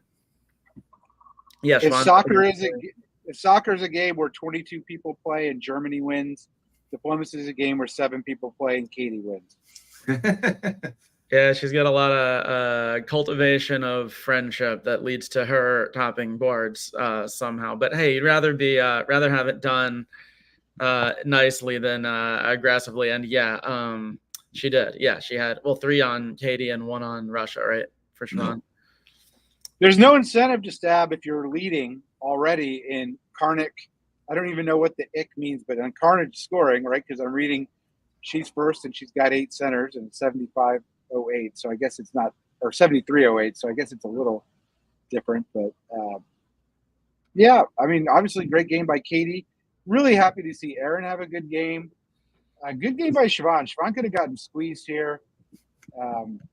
Happy that Justin was able to, continue playing. Really, only Turkey had a bad game, and there's nothing you can do when it's 3-on-1. Yeah. It's the Karnak, I think, is Dave Miletsky's Carnage system that Karthik Konath made some edits to add more center-based significance. So that's why it's slightly different than the normal rank-based structure. Yep. But yeah, I mean, it is good negotiating by Katie at the end, right? Because you're in this alliance with Russia also. If Italy had given a dot to Russia, through Austria, it would have been even for them. If Italy had given a dot to Austria, I mean, you would have had Russia and Italy even, which would have been reasonable, and Austria would have moved up. But it just, they played it the way it went on the board, which is also very respectable. Yeah, but so the point of continuing here is Spain is lost this year, right? Spain is lost, and Siobhan could take Marseille as part of that trade, I think.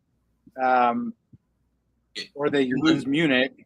In the north, Sweden or Norway is under pressure, right? In the north. Yeah. Well, yeah, I mean, one of the good things about the army is you might be able to get to Finland and then also have the Livonia up there. So Munich, go up to St. Petersburg. So that could be under threat. And then also you could take Munich if you tap Burgundy, but then you're losing Marseille. So you got to choose between Spain and Munich. Yeah. But there's still possible gains, but I don't know. I don't know if they're like breaking through the line entirely here. It seems unlikely. No. But still, when every center counts, here I'm trying to do my best David Hood here. When every center counts, with Massacre, there was a center differential that caused the tournament. You want to be able to grab all those centers when you can. So I don't know. It's Carnage scoring, right? Carnage scoring is if you're in the lead and you draw early, it's not that huge a difference. So it's the first round, totally justified. If you're Katie, you're taking the draw. If you're Katie, I think you're taking the draw. But I could see if you're Siobhan being like, hey, now we're making progress. Like, let me get a couple more of these. Yeah. Let me try to get ahead of Germany and France. Yeah. All right. Yeah, because what did Siobhan finished in fifth place on the tie there? So yeah, one center. It would be another 1,000 points. So, but it's the first round too. You build some goodwill that way, and it's a small tournament, so you're more likely to play with people again. Yep. Yeah. So Katie Gray walks away on top with the lone top on that board, while David and Matthew Krill share the top on the other board. So this is the end of round one. Let's go to round two, which gives us Bighorn. Aaron Tate. You guys started out. I'm going to go get some cigars. I'll be right back. All right. So we got Aaron Tate here in Austria, Siobhan in England, Justin again in France, Keith Wurstel in Germany, Matt Shields flipping over to this board in Italy, Katie Gray in Russia, and Matthew Krill. So really only two shifts in the board here for round two. Board one. Right. Yeah. So yeah, we've got a lot of the same. I guess we've got two boards worth of people, so they're just reshuffling. Funny, Erin was just Russia, right? Now she's Austria. So and Katie, so we've got two of the people who are just in that AIR back in the same side of the board. Yep. Siobhan flips to England on this time, but has Katie in the north. Right. So we were talking about how those relationships work out. We'll see if Siobhan's able to say she's owed something out of that or not. Yep. And let's see. Let's do here. I'll let you do. I'll read them. You analyze here. So we got spring 1901. Interesting orders. Vienna to Trieste, which is a little unique on the network. It was not back in the day, but with AIs being So popular, maybe we will not see AI here, or Matt Shields scared Aaron, and Aaron is playing defensively. So we'll see that. Sev holds. Usually you get the Armenian fist bump when Ankara is going to Khan, but we got Khan ain't going to Khan, and Sev holding, and Smyrna making Ankara, which is rare. Usually we'll see some bounces there as well. I think that is pretty standard. Everything else. Yeah, this is not a aggressive first move at all. Everyone's playing it pretty cool. The Vienna move is a defensive one. Katie's not moving Warsaw or Sevastopol. It's very, and the French opening is very trusting, also not covering Burgundy or English Channel. So the only move that I would consider aggressive in any way is Matt's move of Ankara to Khan, which makes you think that he is moving towards Italy here.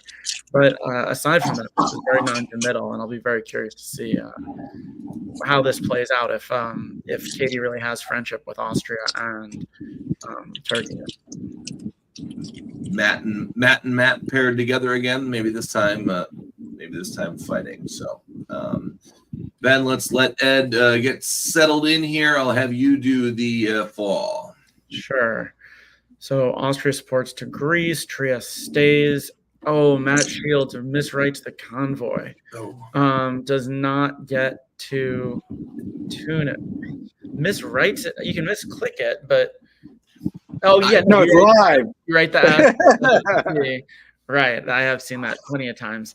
All right, so that'll be tough without a build, especially with Khan going to Aegean. Katie puts the fleet into Romania, so that may be encouraging to Matt. Then we've got Katie getting Sweden, and Germany is blocked from Belgium by Siobhan's convoy, but France does not support either of them, instead going to Burgundy and picking up 2 in Iberia. You don't see that happen very much in Belgium like that. You see bounces, but you don't typically see the bounce like that with France going to Burgundy. Is this the second time Justin's playing France? Didn't he play France in the first game? That's interesting. He was Germany, wasn't he? Can't remember. I can tell you. He's just totally abdicated responsibility for Belgium, which is funny because you'd think if he was fully anti going to Germany to Burgundy's an anti-Germany move, but you think if he was fully anti-Germany, he would have just supported England in. So trying to foster that fight between them a little bit, it sounds like. All right, so a lot of builds coming up here, all the standard ones. We've got Fleet Army for Keith, Fleet Marseille for Justin. Interesting with the fleet in Edinburgh for Siobhan. We've got 2 armies for Katie, one in the north. Fleet Smyrna, Matt Krill. So those alliances are looking good. And, of course, nothing for Matt Shields. Sometimes we will see a correction to the backstabber if maybe the wrong button was clicked, like you said. But this could be. I've written it down before where you think you're thinking there, you write the S instead of the C, and that happens. So. Let's have you in the Springs for this game. Well, I look at the West, which is Germany into Belgium with French support, and then Germany going right after Sweden, only to be rewarded with England going to Skagerrak and Helgoland. Little tip to some Germanies out there. I don't think it would have worked in this case, but usually in this situation, you would like Munich to go to Kiel because if this happens, and now we've got an Austrian army in Tyrolia. So I don't know if that's anti-Italian yet or not. I kind of think it is because we see Aaron moving to Tyrolia, but supporting Matt Krill into the Ionian. So this is definitely a rat with Russia going north here. I'm surprised Sweden just holds. We saw a lot of holds from Aaron before, and that's very curious. Meanwhile, France knew something was up going into Lyon and Western Med and building in Marseille, and can go there to, quote, help Italy. We'll see if that happens or not, but basically, it looked like these English moves are going to be sort of determinative on whether or not the rat succeeds or not. Because a rat or any triple can only truly succeed if there is a rat on the other side of the board, which is where I spend most of my efforts on triples, is getting the person on the outs on the other side of the board to try and be in on my side. And we'll see if that happens. Siobhan obviously can do that, so I don't know. She has to be pretty frustrated there. She really should have gotten the support into Belgium if she was in an EF, which she thought based on the build, it seems like she thought she was. She didn't. Now she's not getting help anymore either. She's got to be pretty frustrated with Justin. I do think this is an Austrian attack on Italy, and yeah, it's a wrap for now. So we'll see how it goes. But Turkey will have a walk right into Naples here, which is great for them. And I think Italy will go down quickly. Which we do see that walk into Naples, Eastern to Ionian. I see. Italy tried to support Turkey forward, but Turkey took the dot instead. Austria makes the attack on Venice and does it in the slightly more aggressive way. They're not worried about getting their support tapped. They're just trusting that we would get in from Trieste. Let's see what else. Convoy to Holland. Wait, what is Germany? Oh, so Germany's had to kind of double back and try to defend. England's gotten into Holland. Wow. So the West is really uncertain now in terms of what is going to come together in terms of alliance structure. The only thing that's sure is that France is benefiting so far. Well, maybe Munich to Burgundy. Yeah, but build, I think they'll be able to close that out relatively effectively, especially given that they're going down, that Germany's going down. Thing is, Germany needs to be able to fight the rat. It didn't trust France. It was trying to cut Burgundy if Burgundy was the supporter, Picardy into Belgium. So clearly Germany and France aren't really getting along, which is just what a triple wants. Siobhan gets into Holland here, loses Norway. It's advantage rat for sure. And I'd like to know what Siobhan's role is in this at some level. Oh, and Katie took Norway from Siobhan. I guess the niceness at the end of the game last turn hasn't paid off so far, but we'll see. It is with an army rather than the fleet, so right. You got a little safety there. Piedmont. So if you're Piedmont here and you have a chance to support Venice or supporting Spain into Marseille, the choice is generally supporting Venice. What's the? Yeah, I think so. I guess they don't want to allow for a French build there, maybe, but it seems like they had more pressing issues. Yeah. All right. For that, it's again they're going down regardless. Yeah, right? I was going to say, is that a point where you're just saying, let's just move the game along for me? Yeah. I can go to bed early. You got to go out to the bar, Kevin. Come on, keep the fun going. I'm in Bozeman, Montana. You got to go hang out with the cows. I'm sure they got some fun stuff there. Go ride a sheep or something, or one of those sheep with the horns. Whatever. I don't know. France builds one, Russia builds one, Austria builds one, Turkey builds one. Army. Yeah, that French army. Fleet North Coast. That French army will be pretty solid defense. And it's interesting. I mean, I was saying Siobhan was probably pretty upset with Justin after the first, but she seems to have trusted Justin enough to work with him even after that initial probably betrayal. And now doesn't have fleets to go against her, and she's got problems, but none of them are with Justin. So props for bringing that relationship back. I want to give a little teaching moment to Aaron. Aaron, hey, remember in the last game where Siobhan and Katie said, oh, we don't need this fleet, we need to blow it up. Oh, we don't need this second fleet, we need to blow it up. Well, look who has a fleet in Romania, Aaron. Look who's there. Like, I think you need to be going and talking to Katie about whether or not we need to blow up that fleet because they did it to you. Mm-hmm. I'm sure Matt Krill is whispering that in Aaron's ear. Right. That's on. It's more dangerous to Matt, really. He should be bringing that issue up. Yeah. And then Baltic being pulled as opposed to Burgundy shows some intention from Keith. And we'll see where that leads to this turn. And he got rewarded for it, right? Oh, I'll just take Berlin. Thanks for disbanding Baltic. I'm gonna go that way. But that is clearly Keith doing his best to help the rat. Meanwhile, Katie's got a million bits of rearranging to do in the north. This is what happens when you put an army in Norway as opposed to the fleet in Sweden. But fine, she did it, and it all worked out. Katie picks up Berlin. Thanks, Keith. Austria, this is pretty clinical. Just 2 Congo lines goes forward. And I take it back. Katie blows up the fleet. And that is now extremely vulnerable to an AT here. If that's what you want to do. I mean, she doesn't move Ukraine to Sevastopol. I've learned this the hard way when I played against David Hood and Alex Amon, but we'll see if Matt Krill and Aaron have a kinder heart than those two did.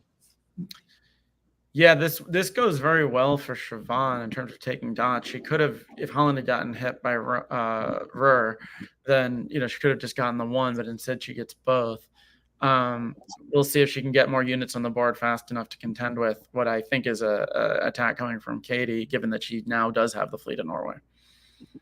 If you're Matt Krill here, you are absolutely spending as much time as possible with Aaron saying, let's do it, let's do it, let's do it. Or because Matt is already in Naples, the West is under a little bit of pressure. Does Matt just say, I'll race him to the West?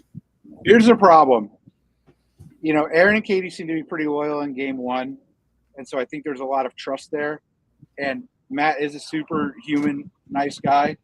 I mean, Katie is vulnerable. Look at all that north. She can't replace what she needs. On the other hand, Aaron's pretty vulnerable too. I mean, even more vulnerable in a way.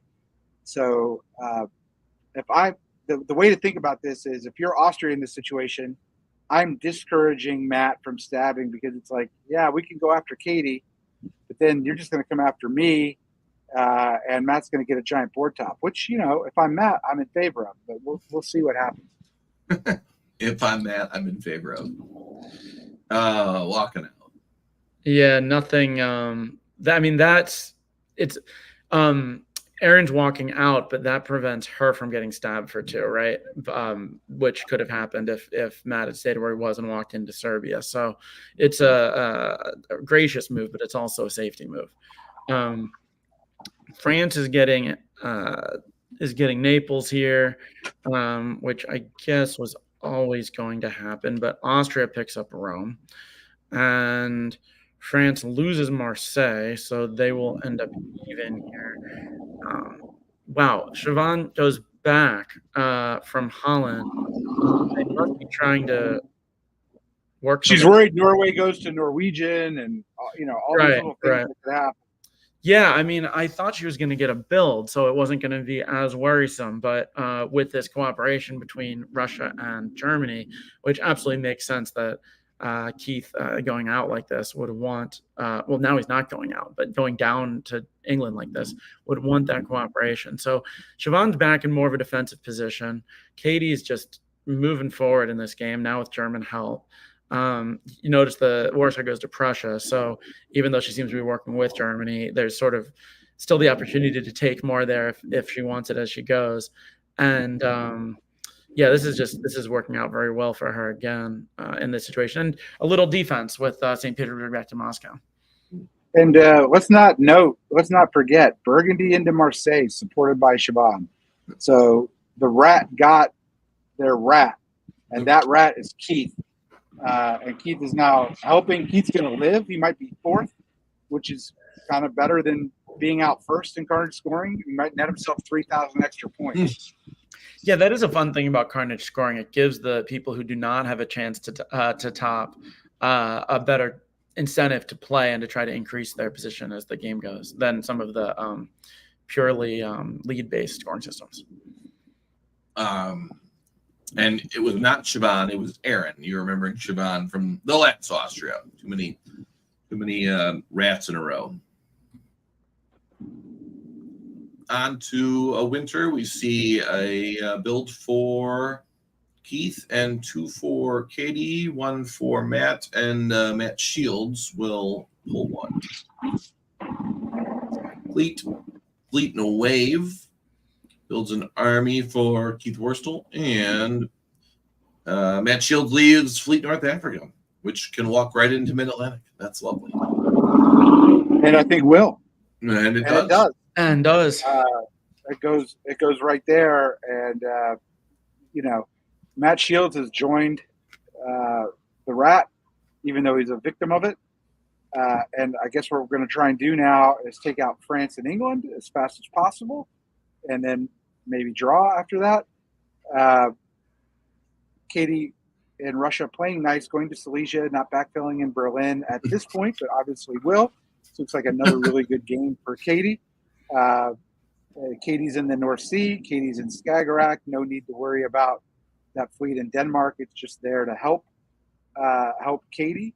Katie's got a defensive backstop in Moscow if needed. It's a really well functioning Rat. It's got its mice. We got the Rat and we got 2 mice helping. I can, I don't think I had a single negotiation with anyone. Oh no. Sorry, Sharon. Wait. Okay. Yeah.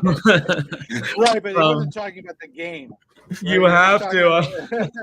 You have to imagine that Turkey moves through Tunis here and doesn't take it in order to allow that Italian fleet to wreak some havoc.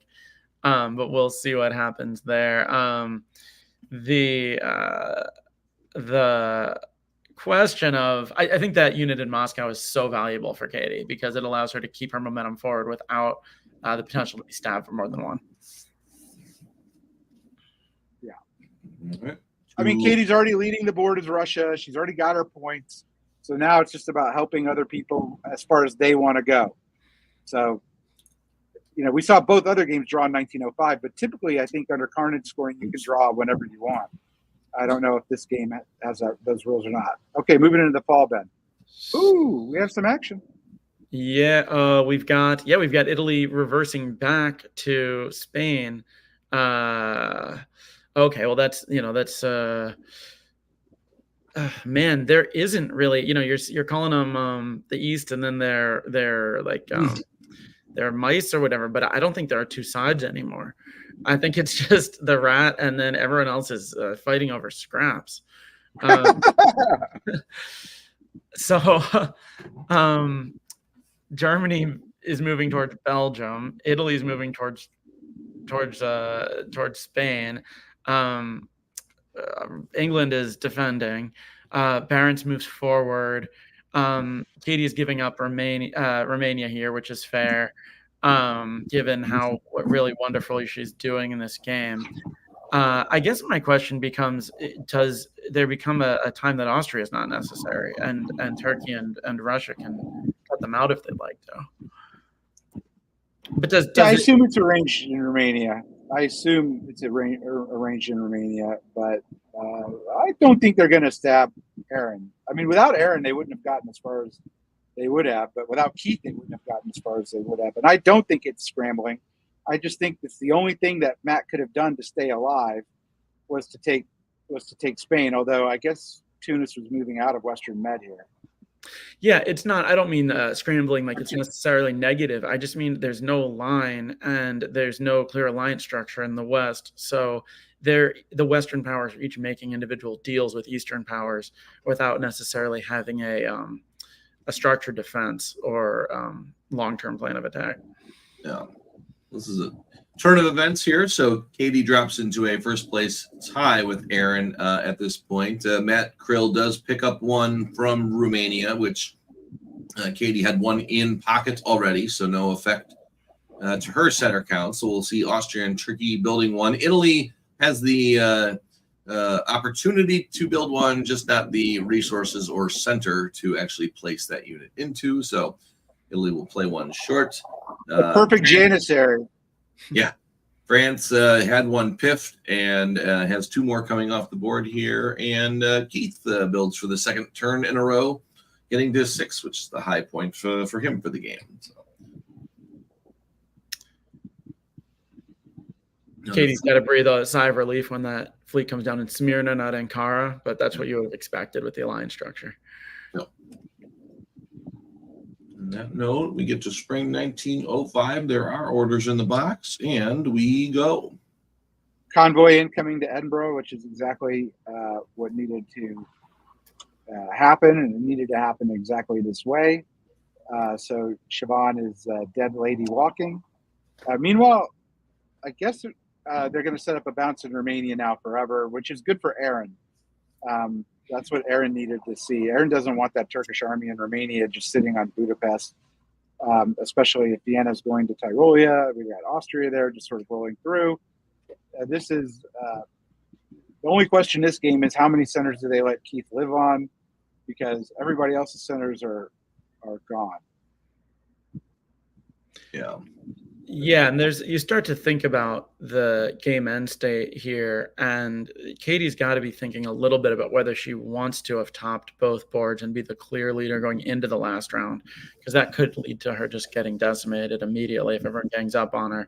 You don't kind of want it to be – I'm not normally one to want to leave dots on the board when I have the opportunity to get them. I don't have the opportunity as often as Katie does. But Well, you don't have as many friends as she does. Exactly. Or as you, Ed, or as you. But what was I going to say?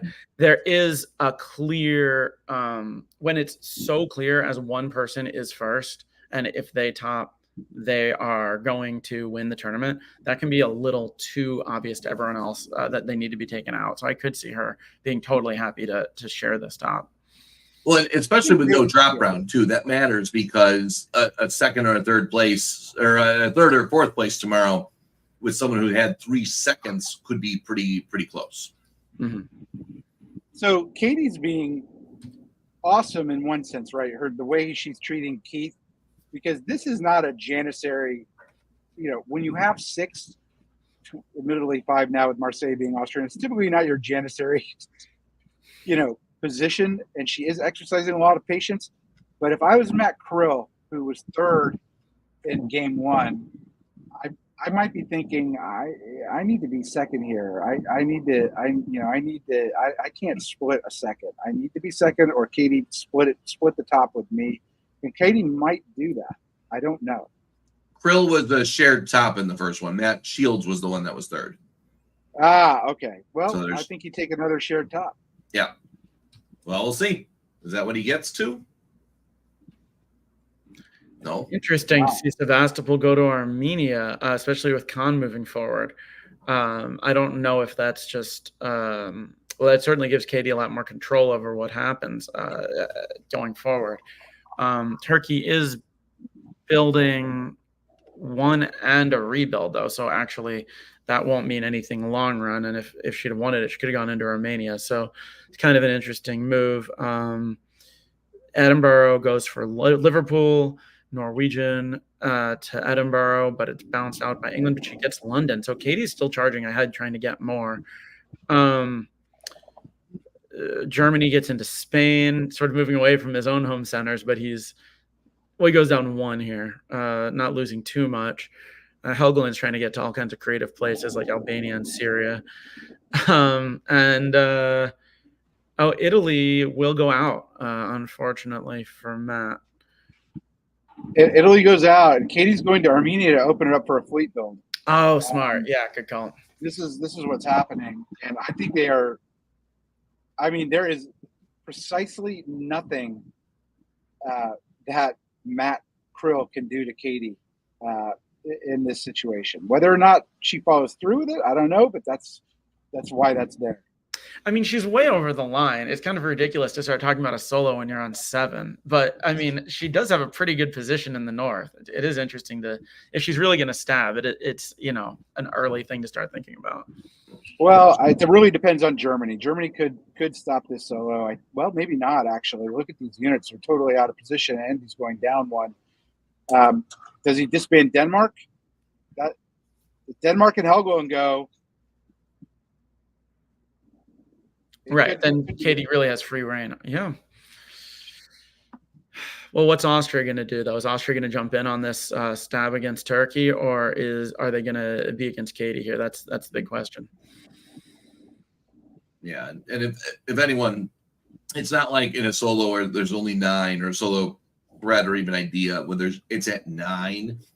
Usually you look at that if the board is completely disorganized, and part of it is, but Matt Krill is a seasoned veteran, and the repercussions to anyone else on the board, they know even in Karnak, you get 0. So even if you're finishing in 3rd or 4th, why would you throw away 4,000 points to give someone else 18? So no, yeah. I mean, I could see Katie and Aaron being on board for working together here and really both getting a big split top. But let's see. So,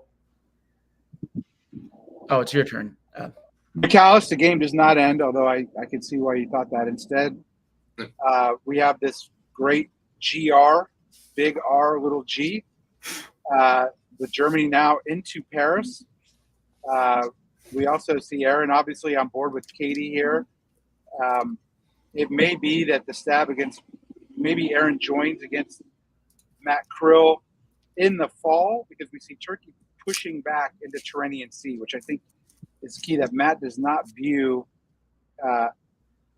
He didn't need to put 3 on it. There's only 1 fleet there. He put 3, so I'm curious why he doesn't go to Adriatic here.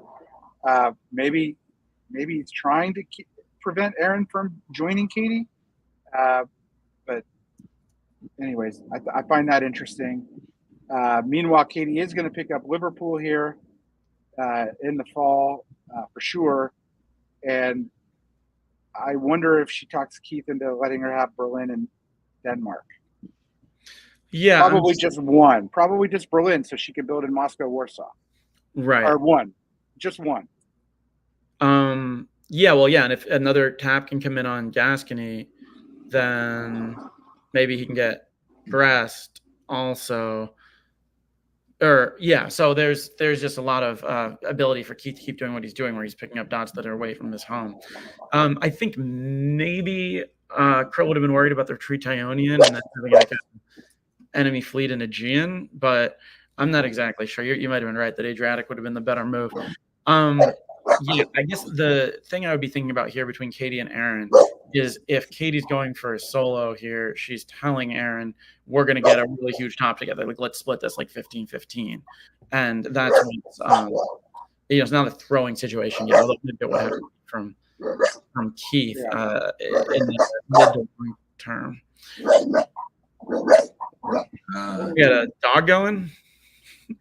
Yeah, let me take care of my dog. You call fall. All right. Yeah, so apparently there's some chat here.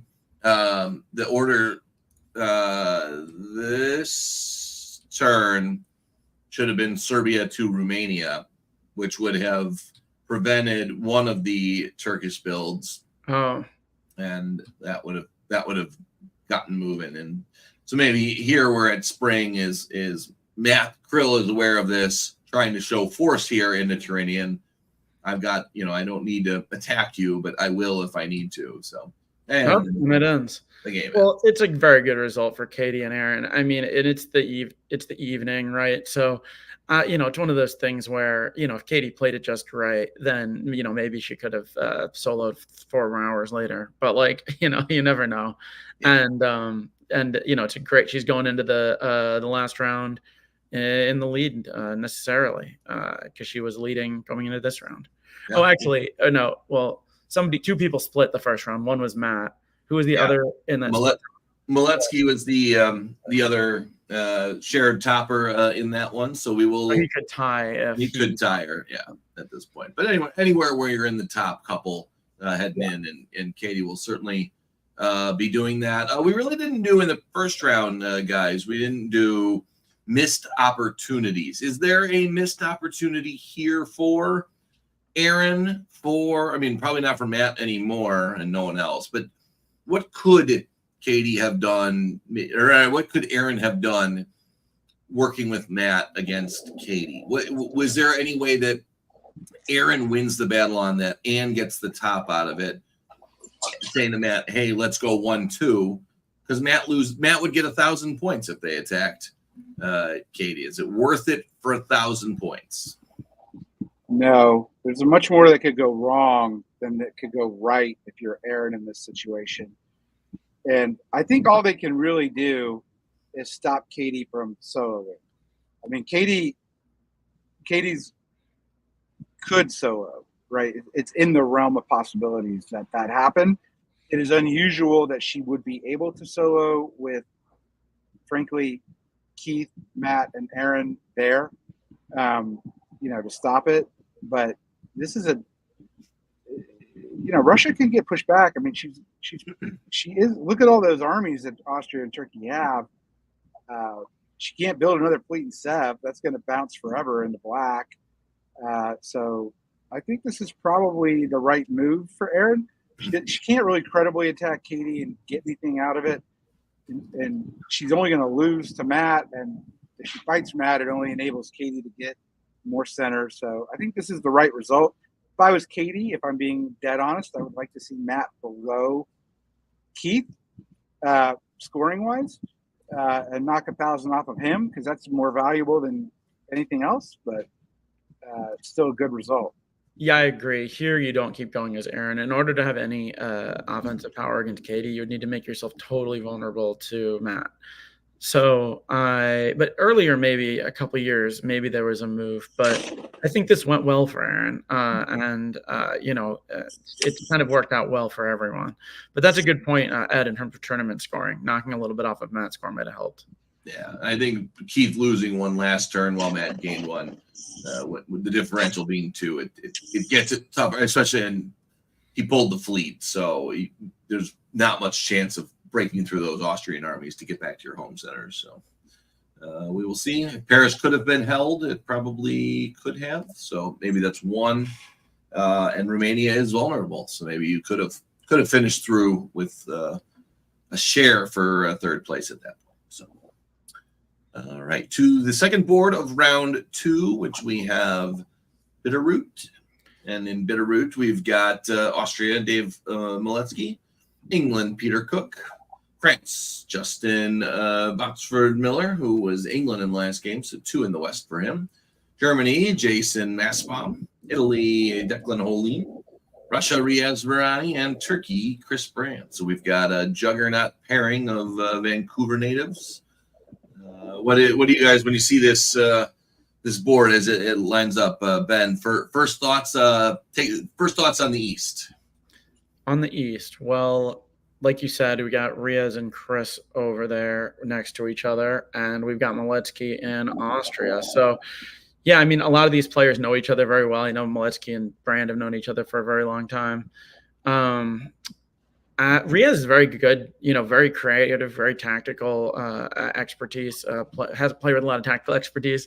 So, yeah, I don't know. I don't really have any Massbaum. Yeah, I don't know. There's a lot of players here who have a lot of ability to have a good game. I don't have any specific thoughts, but I'm excited about it. Yeah, Jason, I think that go ahead. No, I was going to set you up, but you got it. Go. 2 storylines is Dave's I don't care, I'm just here to have fun, I'm not threatening anybody, think going to work here, and it ain't, I don't think, going to work against Chris and Riaz. Both of them need a good game. Okay, they need a good game, and they don't need Dave to tell them how to have a good game. Now, so I really think that Declan in Italy is going to be the pivot point here for what happens in the East. But I do see a strong RT coming out. In the West, the thing with Jason is I love Jason, but Jason has relatability issues typically with newer players. And both England and France showed themselves to be a bit dot grabby in round 1. And Jason particularly doesn't really work well with dot grabby newer players. So on the other hand, if he gets ganged up on, which is possible, he can scramble. He played Germany in Summer Classic on the top board, and he did great until kind of like couldn't spin the plates anymore. against an EF. So we'll see what happens. Hey, Katie, no, you can rewind and watch the first hour later. We'll tell you plenty how you could have done better in those first 2 rounds. But enjoy the rest of the show while you're here. She needed more friends. That's the problem. She didn't have enough friends. She only had 13 friends. I think we've been pretty nice to Katie, but I think she basically earned all that. That's not really us choosing. It's been pretty good play so far. Yeah. Shall we beat Katie? I'll beat Katie. Oh, I really want someone not named Ed to win. So next time on our 3rd round, I'm going to make sure I pick someone else and say I'm rooting for that person. Okay. All right. You doing spring, Ben? Yeah.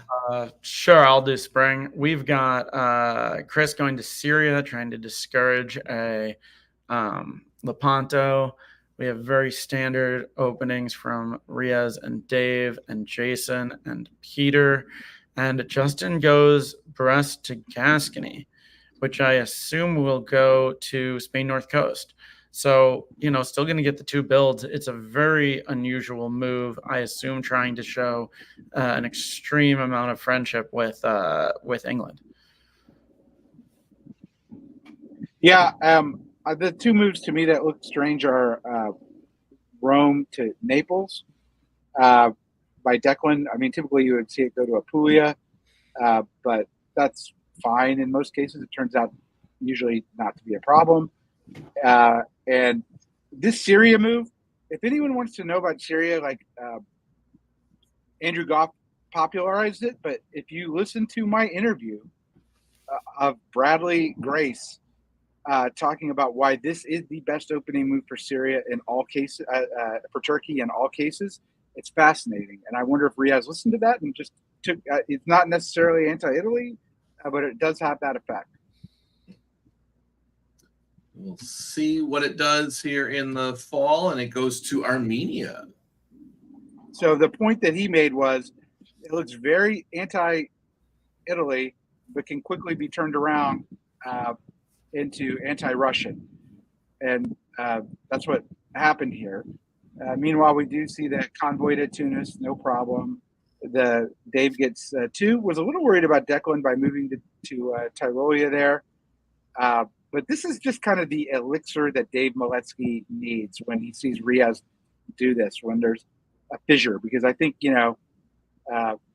he can certainly work with Chris. He can maybe work with Riaz.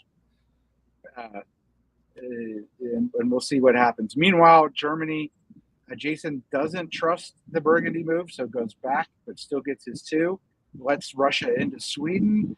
And England picks up 2 with convoying the army into Belgium. Burgundy not bouncing that army out. So is there an EF here? And, Ben, Gascony did not go to the North Coast, nor did they go to any coast. It goes to Portugal, which would be cool if that could happen, but teleportation, as of yet, is not allowed in diplomacy. No, yeah, that's a significant mistake. And an unfortunate one. I wonder if Justin ran out of time. I don't know what the clock system here, but I wonder if Justin ran out of time. Effectively doesn't move anything. This is good for Dave, though, to have Russia and Austria fighting. I mean, indicates he won't get ganged up on, and a lot of flexibility to make his choices about who he wants to work with. Yeah. So England 2, Germany 2, France only 1. Italy only 1, 2-2, and 1 for Turkey. So let's see where the regular builds come from. Fleet Liverpool, very interesting, maybe taking advantage of France's struggles early on. Fleet and Kiel, Army in Berlin. Army Venice from Declan, so Army heavy Italy. Fleet Smyrna, not really anti-Russian there, but Chris has done lots of unorthodox in this game, so let's see if that continues. And 2 armies for Maletsky. Hold on. Army Venice is massive. Okay, that's a massive build. And then I'm a little surprised that it's not Fleet Khan, but it is a sop to Dave to work with him against Russia. The problem is Dave now has Austrian problems. So, Dave now has Italian problems. So that's curious.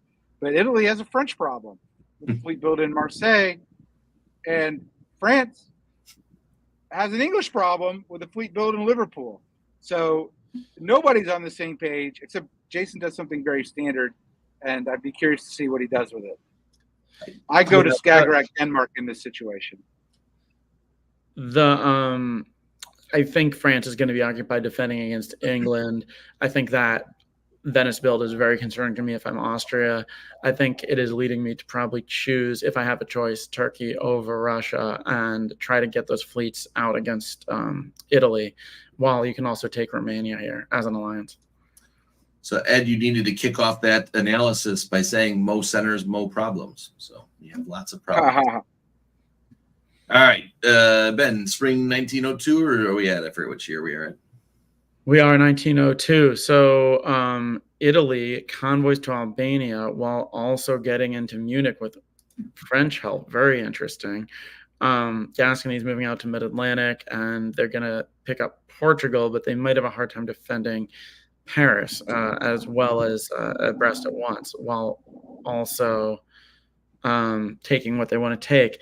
Meanwhile, in the east, Smyrna goes to Aegean with Austrian support, so maybe that is some collaboration happening there. Serbia does not take the support to Budapest, and Russia's just playing defense. As you said, from Germany, they don't slide up. They slide over to threaten Sweden, but if Norway's sitting there supporting it, they won't be able to take it. So this is all very interesting here. Riaz disengaging from Russia, I will say, is interesting. Italy going into Munich, which he can keep, maybe, depending on what Bohemia does, is interesting. I don't think Dave expected a convoy to Albania. This is sort of like Dave takes care of one problem and gets another. Like, it's frustrating. You see, he does not take the support into Bulgaria from Chris, which was offered and not taken. So a very curious set of moves. I think the East still doesn't know what's happening because Declan's moves are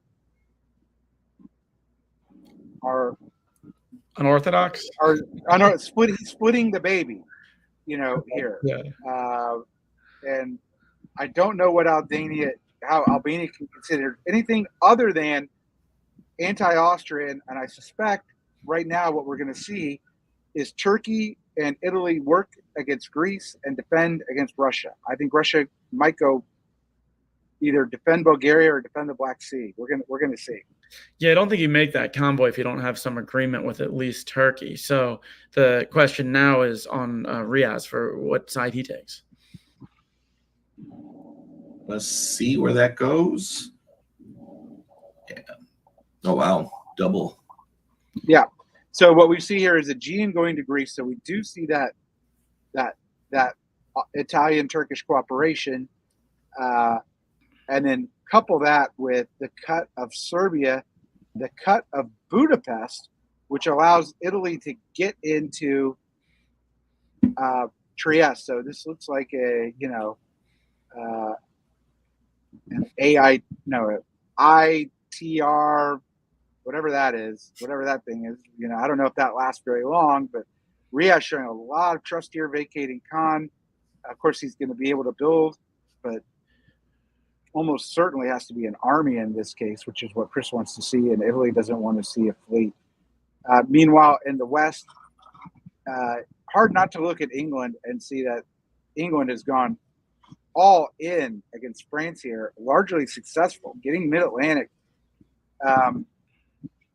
because Mid-Atlantic is covering Brest, but Picardy isn't going to Brest. It's helping Belgium into Burgundy. Just a really great set of moves here by England, and working with Germany to boot, getting Sweden, leaving the North Sea open here. So Jason found a friend. Jason does kick Italy out of Munich. France doesn't. France puts Italy into Munich, but can't stay there because it would have been cut anyways to keep Munich for Italy. And of course, Dave wasn't going to help Munich, going to Tyrolia now. And so here we go. But it's a rough turn for Austria, a rough turn for Dave Walensky. Yeah, and this German-English cooperation is interesting also. I wonder if it will become further anti-Russian or if this is the extent of it. You have to imagine France is their primary target here, given how all-in England has gone. I agree with that. The two sides are taking their time resolving. We're not a huge push either way. We'll see what Dave pulls here. And Italy builds here. I'm my Fleet Naples, Army Con. Another army from Italy would have been an extreme choice. Yeah. Well, you gotta see what it is. See it. Yeah. This is what I would do as Dave, which is, all right, Italy, you are not profiting from this. Yep. You've gotten Trieste, and that's what you're going to get. Maybe he gets Vienna now, but Russia and Turkey are besties. God, the fleet Sevastopol disband, that's just what Riaz needed to see. This RT is on like Donkey Kong, and I think they are going to do some significant damage to this board. Yeah, they're set up to have an amazing game now. You almost wonder if some of that original fighting, it's helpful when Russia and Turkey fight to create fighting between Austria and Italy. And you almost wonder at what point they realized that fighting was was going to help them work together eventually. Or planned from the start sometimes. Or planned from the start, yeah. Yep. Let's see it. And you're just, Ed, you're used to Riaz being stuck in the corner as Turkey with the cap that he wore after DBNI. But it is, in fact, Chris in Turkey in this game, and Riaz is Russia. You're right. I know that, but it's a solipsism.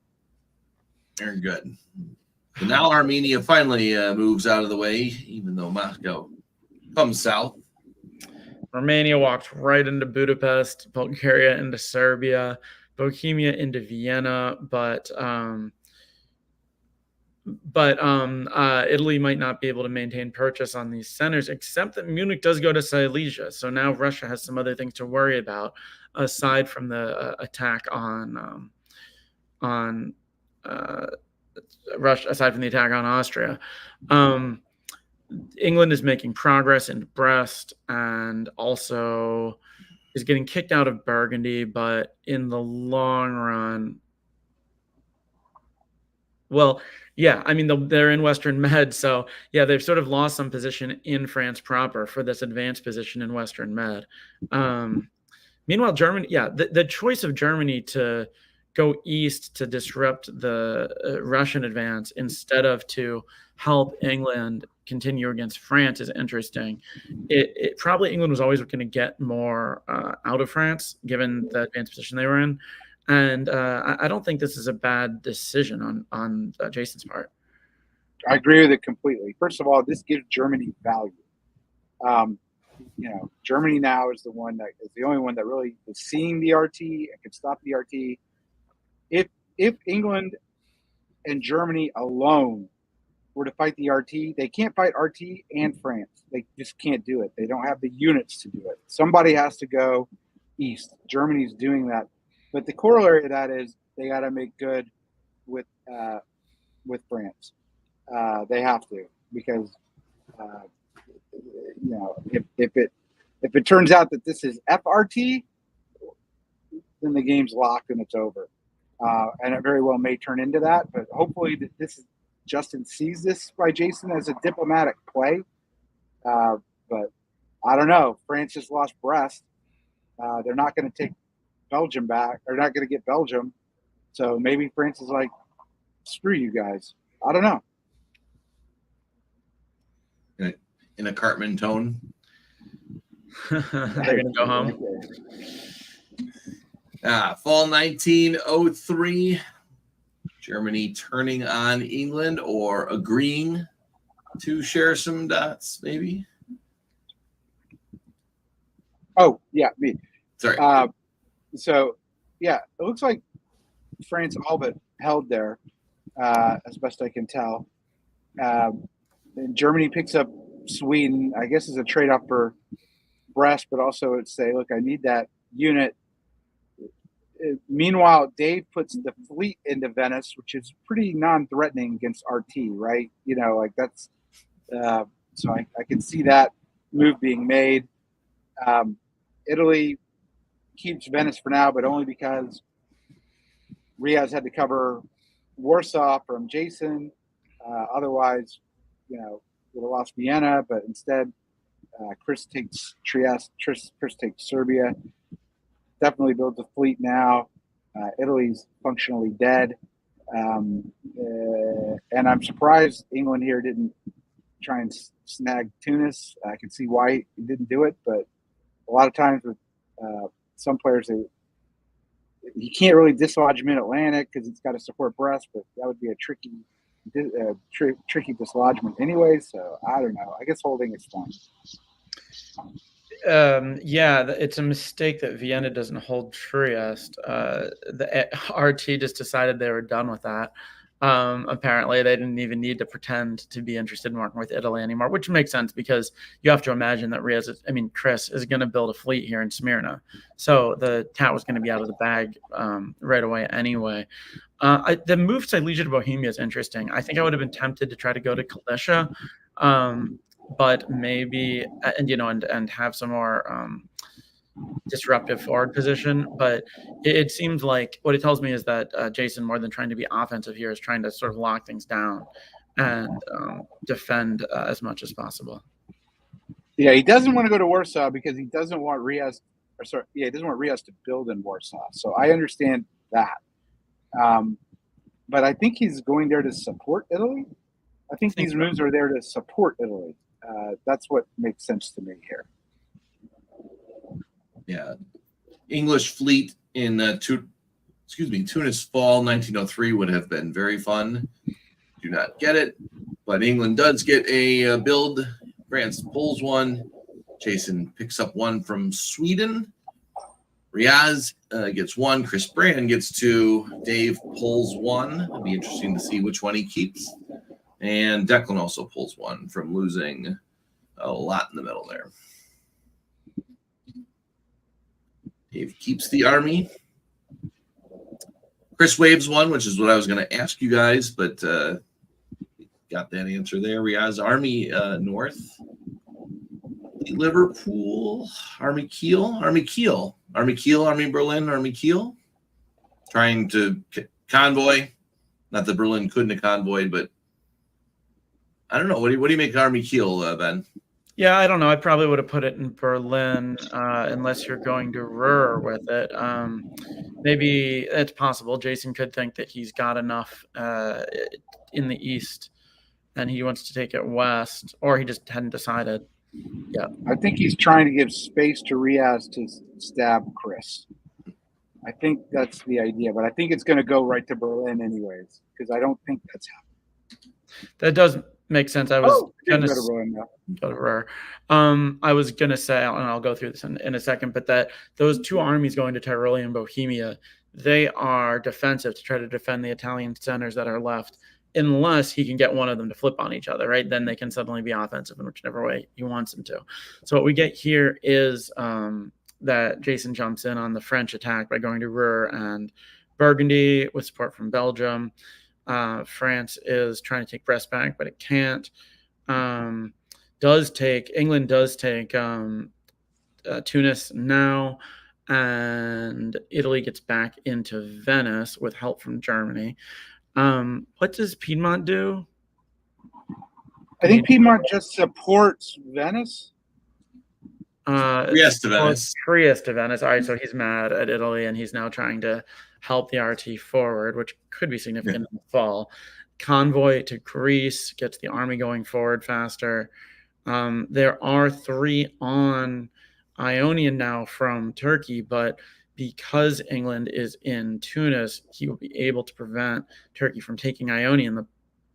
Italy will stay even here. So, that could be a long-term lockup. Although I would imagine that Turkey will get another fleet build. Wait, they waived one last time, right? Yeah. So they'll get another fleet build this year. They've also got Vienna kind of surrounded. No, but Warsaw doesn't move forward, so it can't tap. So, yeah, I don't think they have Vienna in the fall. Maybe. We'll see. Here's where we. It's not guaranteed, but diplomatically they might get it. Right. And they do. Yep. Yeah. Oh, wow. That was just I was afraid that could be a lure of Italy right there. And that's what we see, right? With Galicia now being in Vienna, Riaz gets cooperation with Germany here, which I think is interesting long term because it's Jason is the one who is helping Russia into Vienna.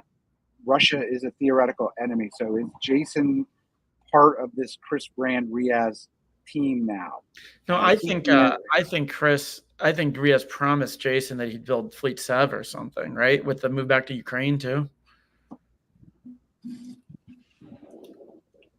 Oh, so you're saying you see the GR, but you don't necessarily see it as part that they're working with Turkey. Right. Yeah, because I don't know why Jason would have given Riaz a center like that. The whole if he still thought the Juggernaut was on. That's true, but they could have had time to get Turkey more committed against Italy. But this is bad news for Italy with 1/5, so they have one disband, so they can't hold everything is the problem.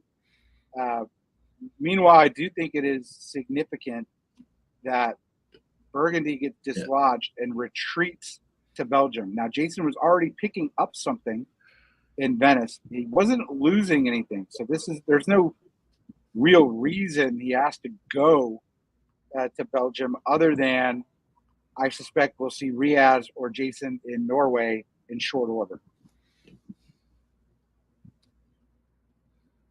Yeah, he picks up 2. England is now even because of that. A little harder pressure to get to Riaz over the top, but we will see how that works. Riaz does build one. Chris had that one in pocket, so even without picking up one, he still has the chance to defend if the thought was, I'll give you a build if you build down there. Dave is finally eliminated after a little bit of punishment onto Declan, and Declan does pull one and pulls the army. Which probably takes Dave out of the tournament. Not that he was playing for the tournament. It probably does take him out of the tournament. Yep. So it does look like they stick together. Maybe you are right, Ed, that they, the 3 of them have sort of agreed to something long term. Although I don't know that I would trust that if I was Jason, especially. Well, he doesn't build a fleet or anything. It's not like he's going hard after England. I wouldn't have felt comfortable enough to do that. No, Army Warsaw is scary. I don't think I don't know what's going on. It's almost like we're seeing transactional work between the 2 of them, but no long-term alliance structure.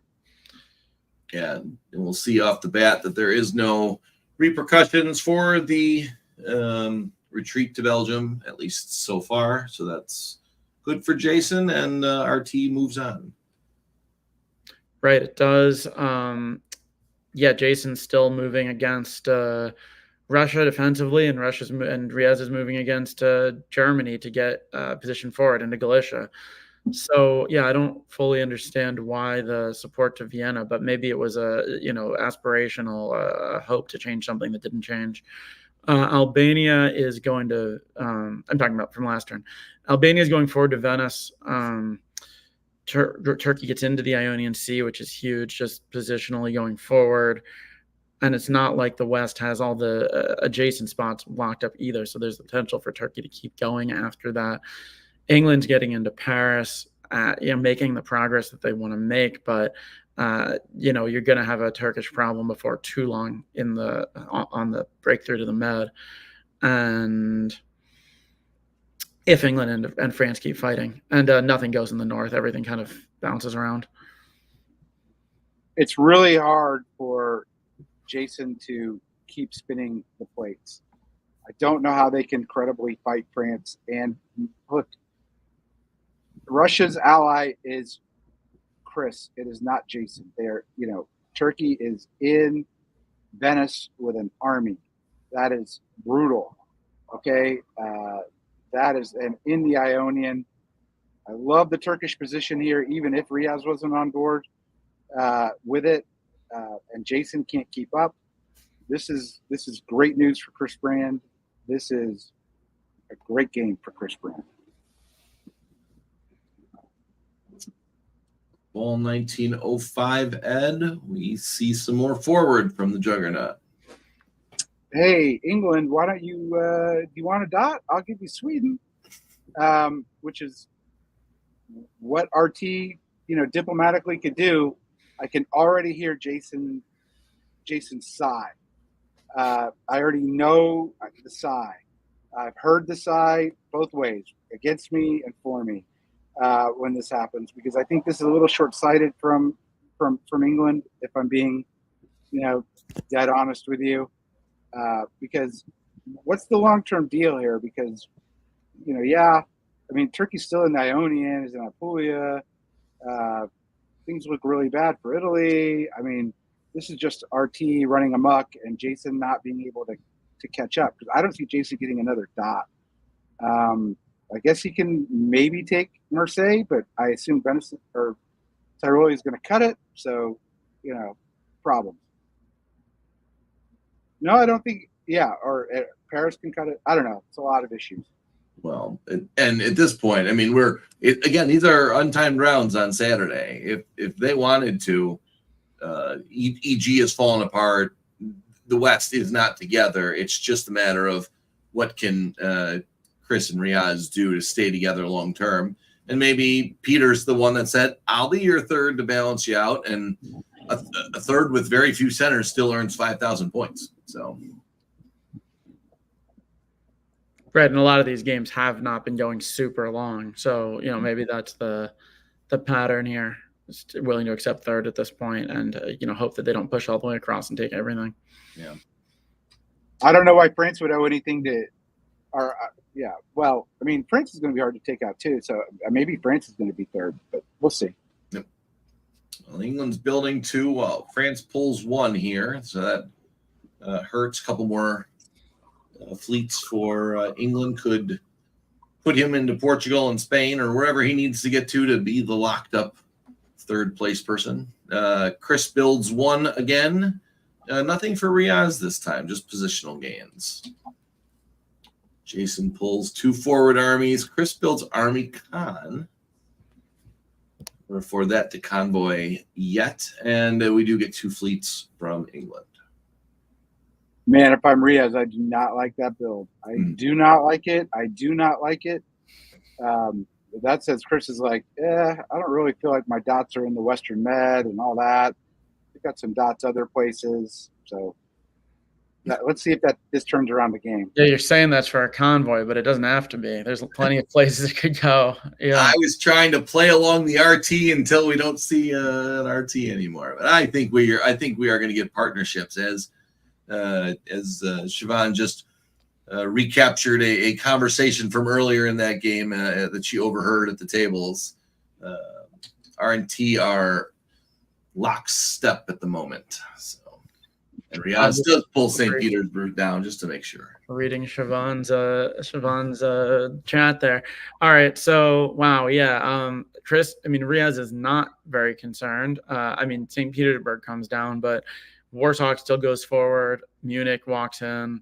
Germany's not defending against the Juggernaut anymore. They are frustrated with England, understandably, and are reversing there. Italy takes Tunis with Austrian help. Maybe they've been promised to survive for some extended period of time. And I think that's kind of a good idea, because if they have the help from even one Italian fleet in Tunis, that could change the dynamic of how things move forward in the Med. Although France and England seem to have gotten on board now. So that's three fleets from the West, and the English Channel could come into play as well if it doesn't need to defend Brest. England takes Denmark, moves to Norwegian, English Channel, Burgundy.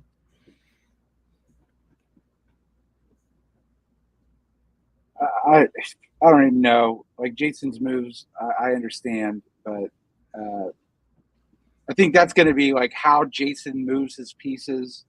Does he empower Riaz in such a way that Riaz takes a giant leap? I don't know. But if Riaz and Chris stay together, there's nothing that anyone else can do. It's over.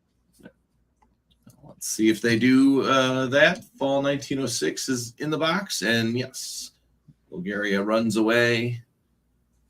Bulgaria runs away. They didn't even set up a bounce, right? Because Galicia and Bohemia are bouncing in Vienna. Moscow goes to Ukraine, where it will stay forever, is my running assumption, unless Riyadh stabs Chris. But Italy does stay in Tunis and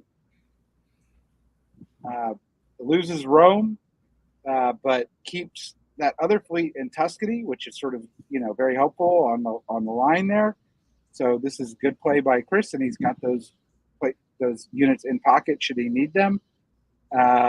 Meanwhile, England and Germany are fighting, and Riaz is picking up Berlin. He picked up Munich.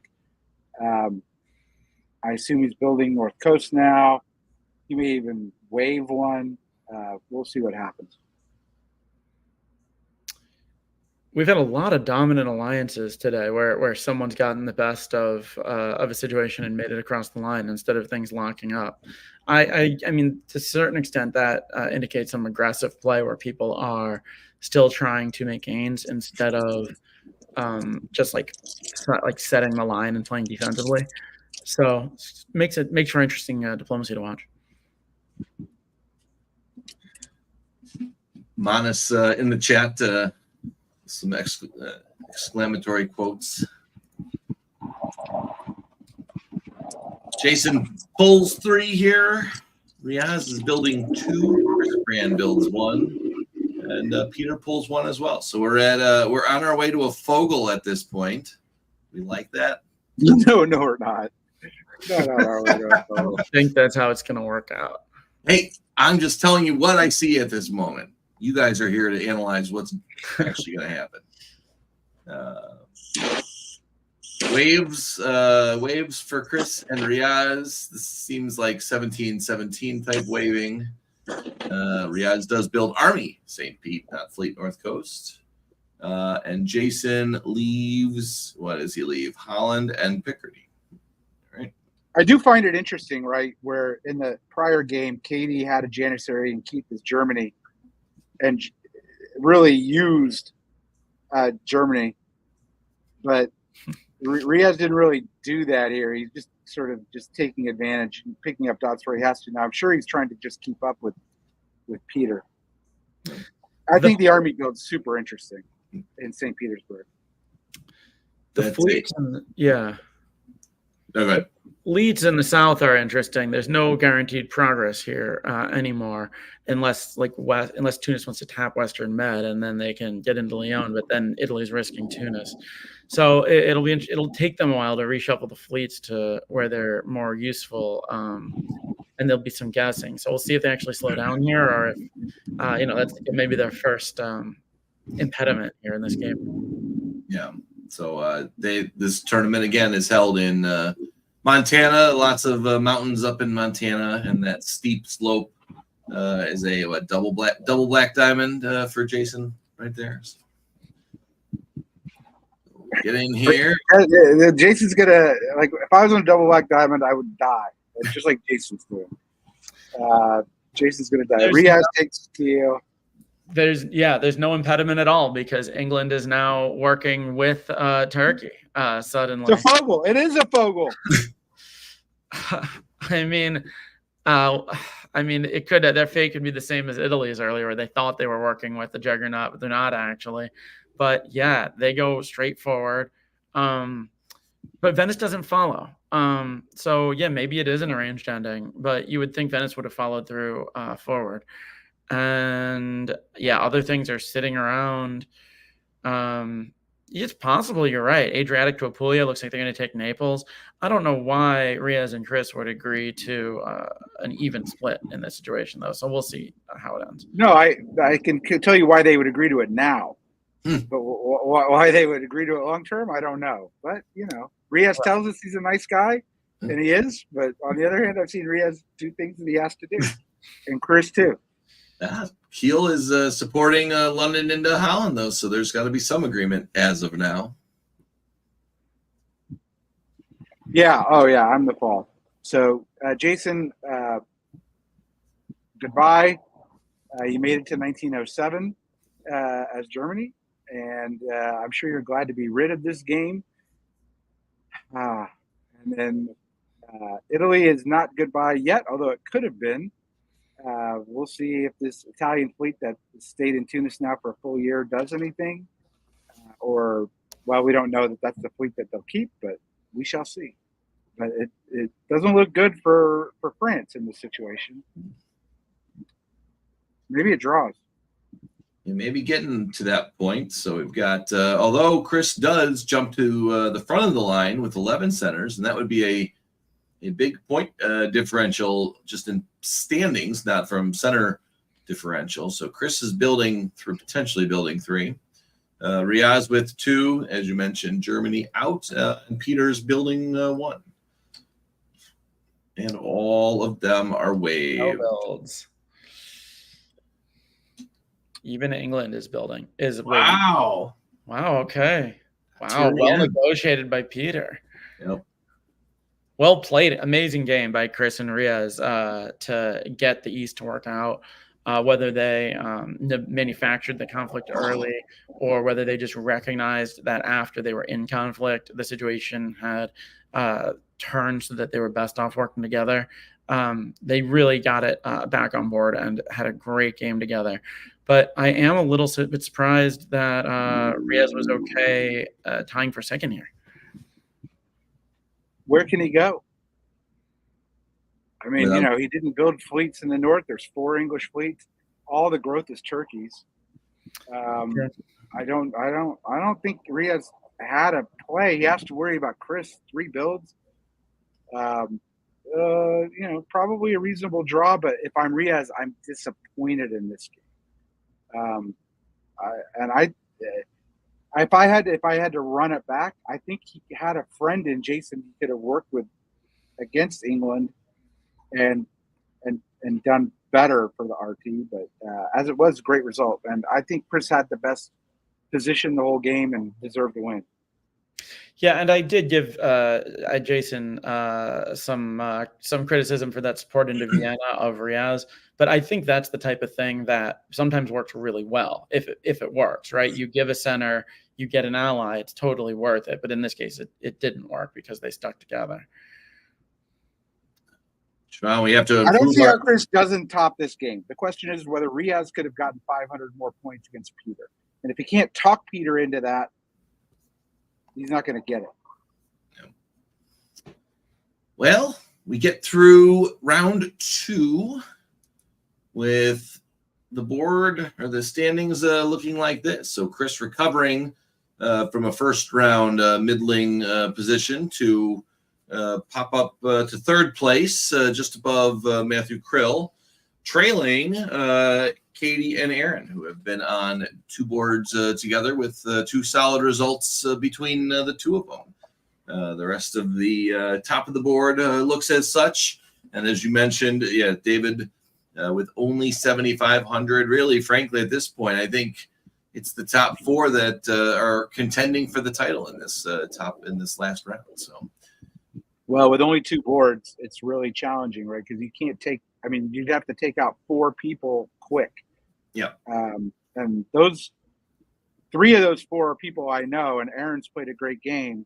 I think it would be tough to take out all 4 in 6 and 7 position. Although, we can all root for Katie to go out first. They're all pretty close to each other. It's 2 ranks difference, right? Given that there's the center component also. I think if Matt finishes 2 ranks ahead of Katie with a big enough score, he can win. So it'll be interesting in such a small tournament to see how many of these people end up on the same board.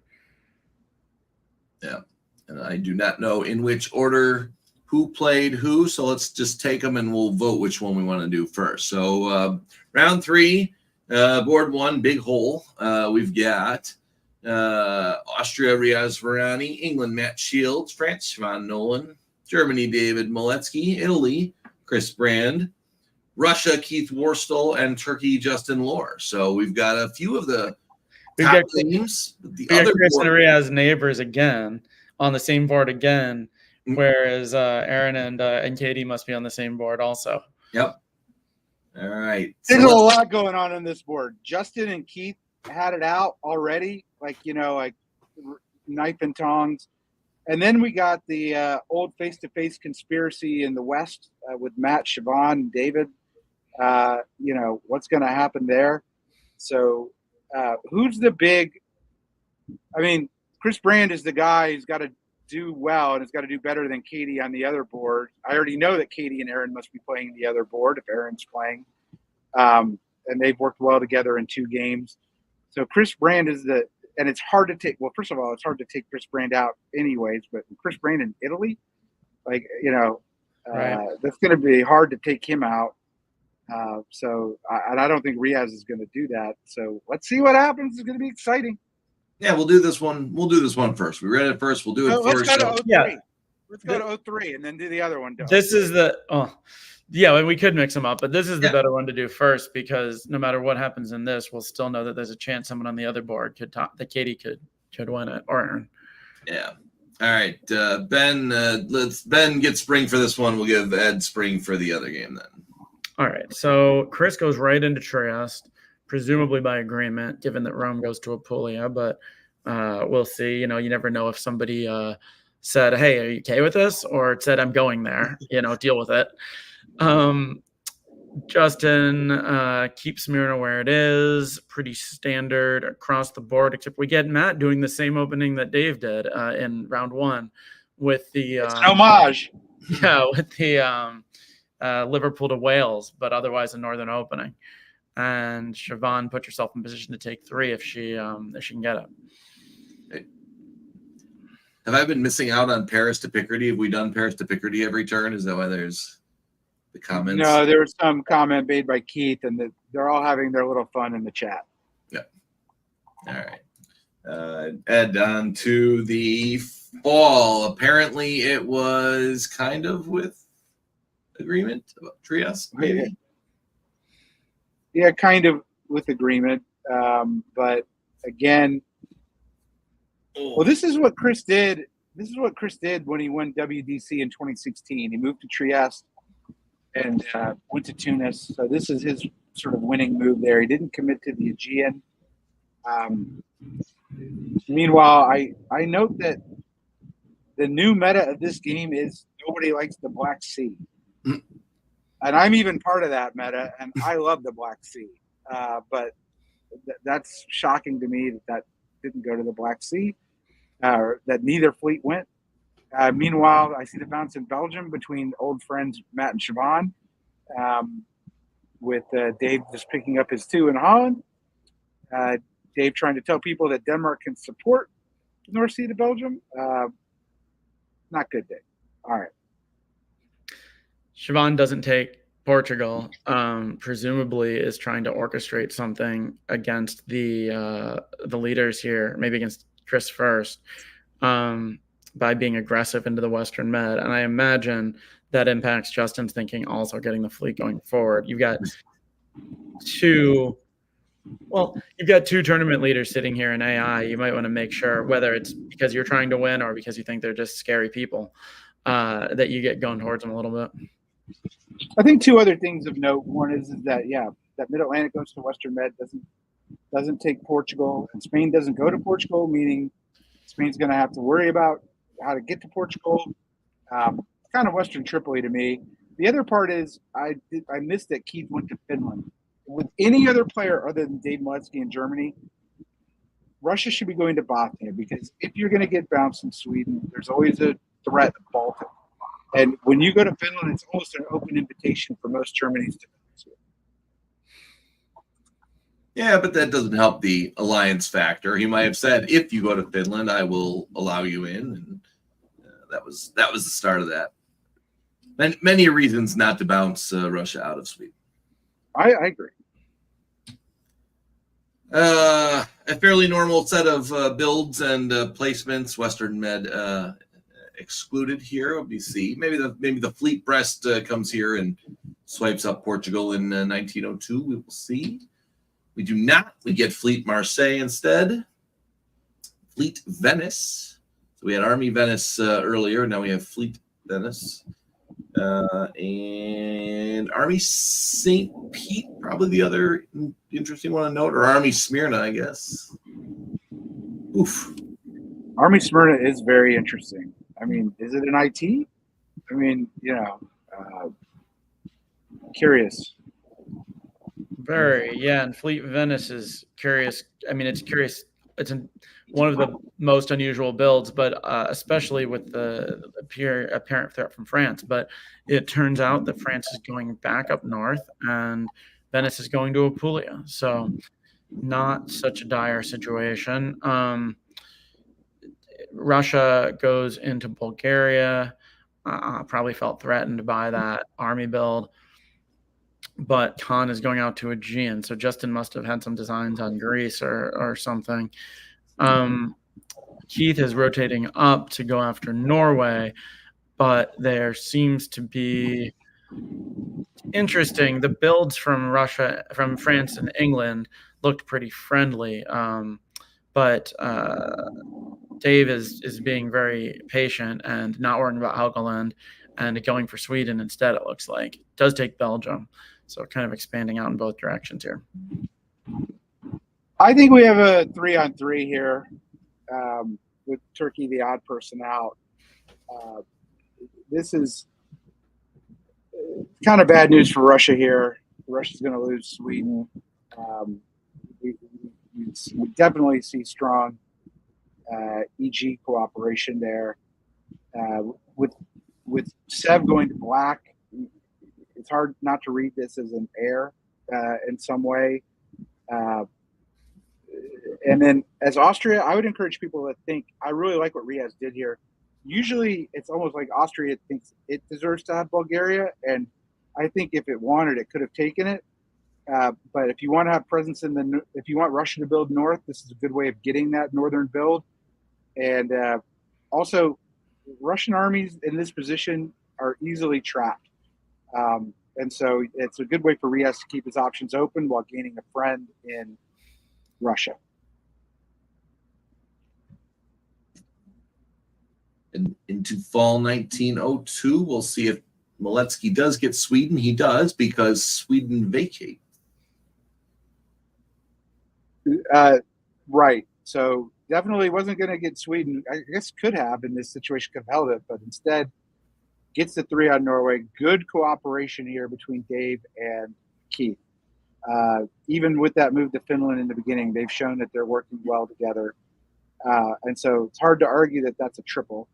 On the other hand, Keith, look at sneaky little Keith. Yeah, Riaz, I'll take your support into Bulgaria, and I'll even vacate Romania because I'm going to take Serbia, and then Justin's going to support Chris Brand into Greece. And I think that's a result of Siobhan pulling back there and keep, now Riaz does get Trieste back. So Riaz clearly knew something was going on, but not a good start here for Riaz. And it's a really good start for Chris Brand and for Keith. And even for Justin here for making hay in this situation. Yeah, it is a good start, and Justin was in danger, so it's positive for him to get something going here. But this is more likely to be an IT, I mean an IR, a wintergreen, than anything else in the long run, I think. Although without an army in Venice, yeah, I don't know. This fleet situation that Chris has is odd. No, it'll be. It's a curious retreat to Tyrolia. Ultimately, it doesn't matter, but Venice was open, but he obviously has to go back to Venice here, or something has to go to Venice, maybe Adriatic. But it's fine. I mean, all that can be worked out. The main thing is that England here is overstretched, fighting Russia, Germany, and now France. So poor Matt Shields, I don't know what he did to people. He's really a nice guy to work with. I guess he angered Siobhan. Years of built up frustration amongst these West Coast players. So there's 5 Pacific time zone folks on this board. See where they are. So yes, Matt is pulling one. Siobhan does pick up Portugal with the fleet to build one. Miletsky picks up 2 more at 7. Keith picks up 2 more at 8. Southern armies for Keith and 2 armies for David. So 2 fleets is Germany, or when you're at 8 this quick, what's Ben? That's more like a ground war against what seems to be 2 players who have been relatively friendly to you. Ed's much better at Germany than I am, but I consider it my weakest power. But you've got opportunity in either direction. You get an opportunity against France if you want to fight it, I think. Although it's slow, I wouldn't really want to. But you've got Russia looking like the strongest on the board, and you've been working with them. But Maletsky is gonna know, I think, that he doesn't want to enable Russia to blow up too much. So even if you work together against Austria or against England, having those armies gives you the strength to keep them limited when you need to limit them, even if you're not going to fight now. Yep. It's the weird psychology of Dave trying to be all things to all people. He doesn't want to anger England here too much because, of what just happened. But is he going to plow into France? I doubt it. Although those are what those armies sort of traditionally suggest. I think he'll work with Keith, maybe against Brand, and go down that way. That might be the idea. To me, the real story is Army Edinburgh being disbanded as opposed to fleet parents. This is England. This is Matt.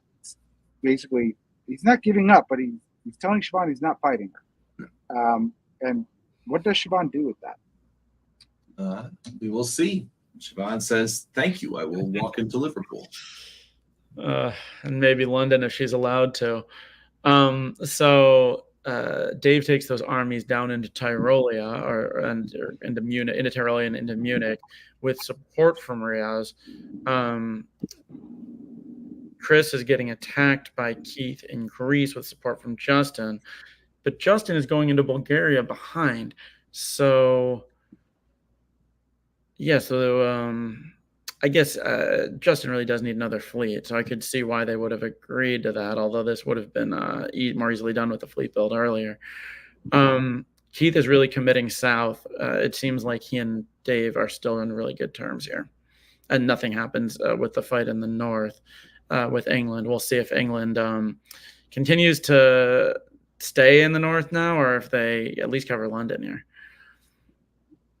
Yeah, that's really interesting. I don't know, but it is an invitation here to Siobhan, and she's taking it. I don't know if that's the best play for her. And meanwhile, Chris Brand's got, I assume he has Venice problems right now. Maybe not with Greece going to Albania, but it's really good for Keith Worstel. Put it that way. Of all the people on this board, that's the one I want to be. We'll see if that trend continues here. Siobhan certainly goes up 1, goes up 2. Wow. Yeah. So, yeah, Siobhan takes Liverpool, Siobhan takes London. That's sort of the headline here. And that's really good for Keith because the only things that can be disbanded are those fleets up north. So the pressure goes away from Keith in the north.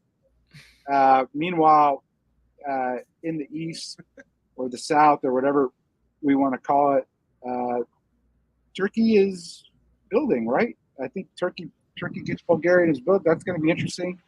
I think goes to Khan to open up a fleet Khan. Goes to Ankara to build a fleet Khan. We shall see. This is a difficult time in the game. I don't see the set of orders. Chris has announced his intention to fight Keith, with Albania supporting Bulgaria to Serbia, which didn't happen. But certainly Keith Worstel doesn't like that. Yeah, it wouldn't have worked, but now it's going to happen. Are we going to see, like, what's Riaz going to do? What are they going to do? We have a war going on. So maybe it's a fleet con and they're going to bounce in black. I don't know. Suddenly things didn't go as well for Keith as they should. Going to build though. Can't build in black. Probably it gets built Moscow. Yeah, there's an odd stasis in the east here. It's like Siobhan's the only one growing in a big way.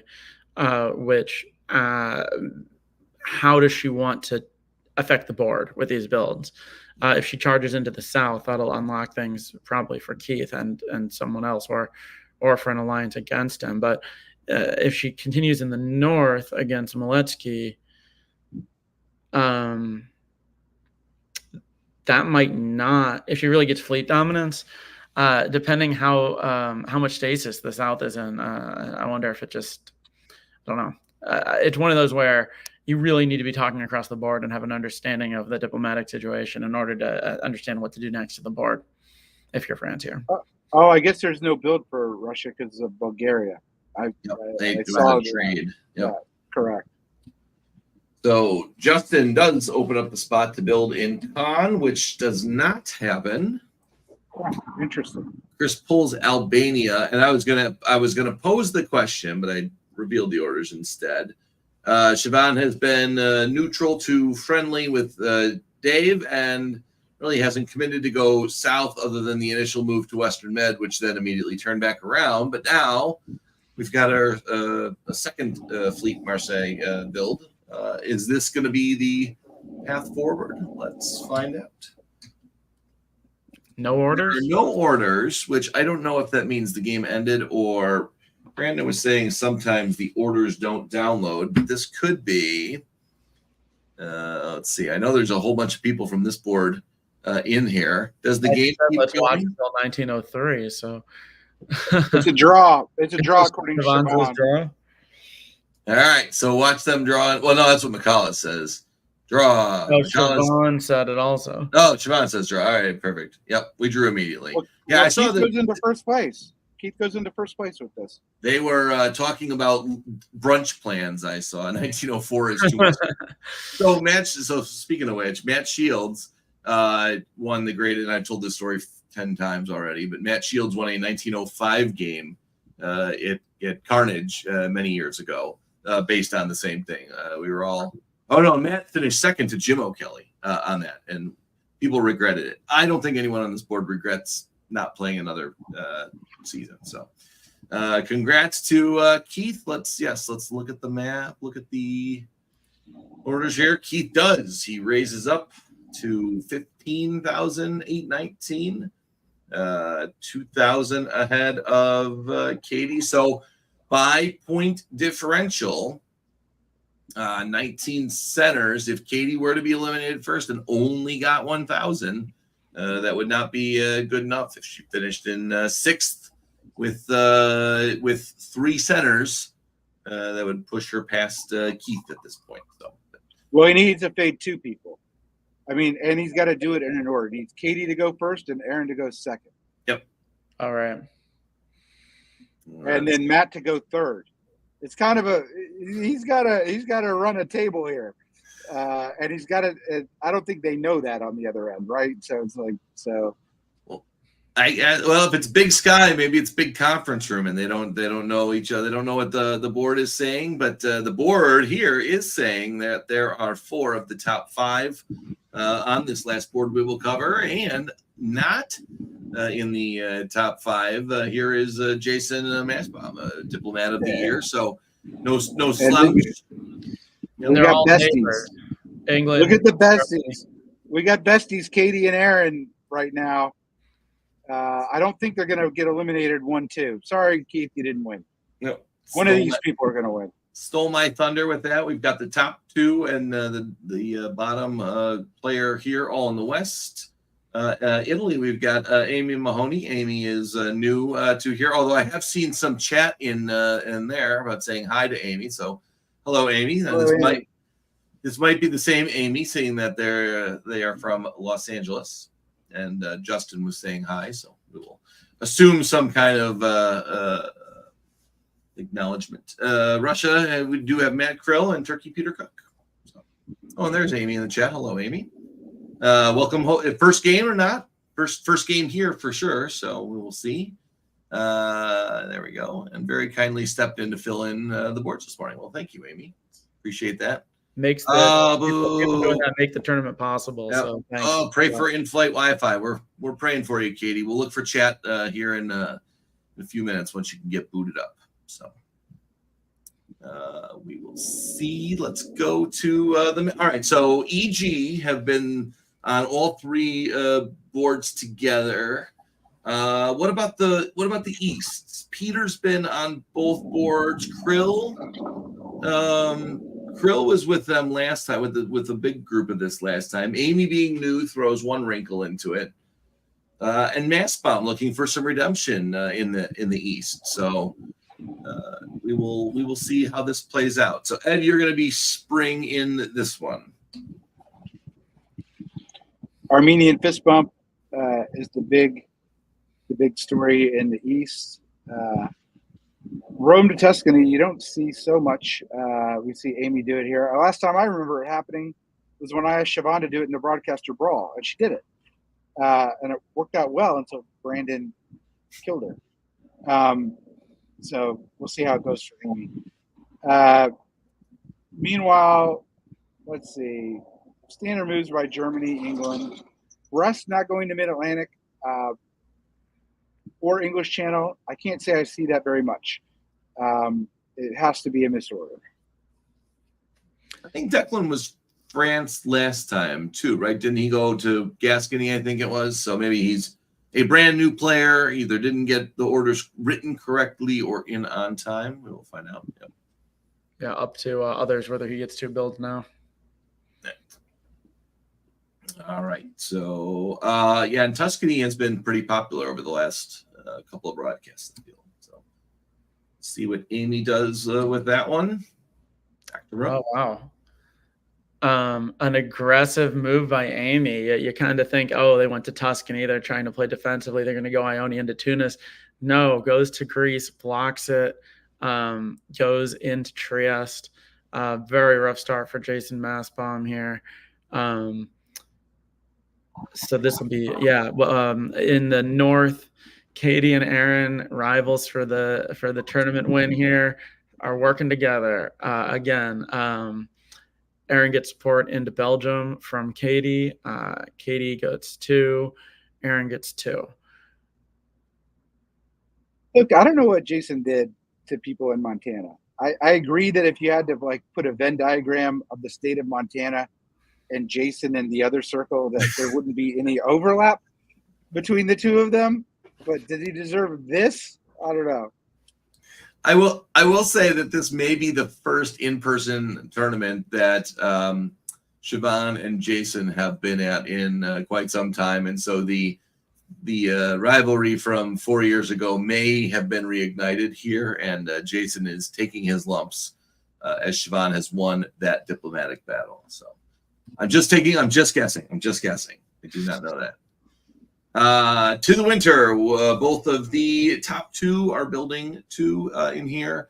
Matthew Krill also builds 2 with no opposition, even though he supported himself into Romania. There was no even a single attack on it, and walked into Sweden with no bounce from Katie, who is contending with Matt for the win. So, why is there a plus sign in the Black Sea? That is my mouse. Oh, okay. All right. I was like, did you get to build there? If a plus sign goes there, can you build in the black? Yes. Just saying it's a really great space.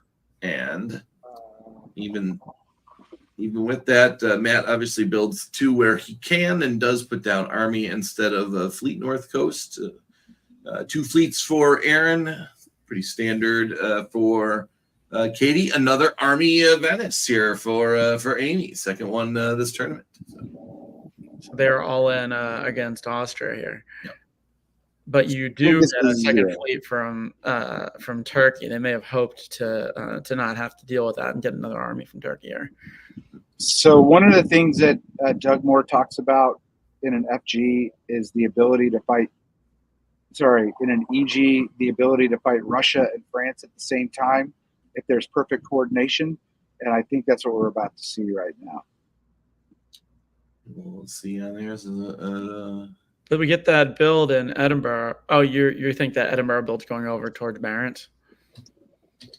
Well, we'll see. I don't know, but no, I guess I'm wrong. I mean, it seems like Katie and Aaron are slow playing it against Russia right now. Maybe they're working with Russia a little bit. I think I have the spring here, or am I just totally going out of No, turn? you do. You do. Go for it. So English Channel for Aaron, which is great.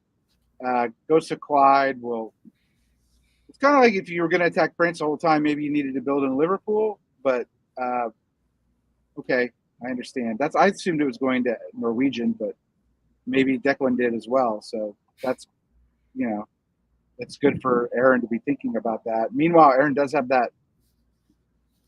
I mean, the thing about this issue here with this EG is there's a walk into Marseille for Katie, and that's going to be huge, I think, for the EG. Meanwhile, Russia and Matt Krill has decided we're just going to try and kill Austria first, and I'm going to try and balance the north as best I can. But look, they're coming in the north, okay? They are coming. I think Katie needed to be in Baltic here, but that was her decision, and she obviously has more friends than I do for that reason and more victories.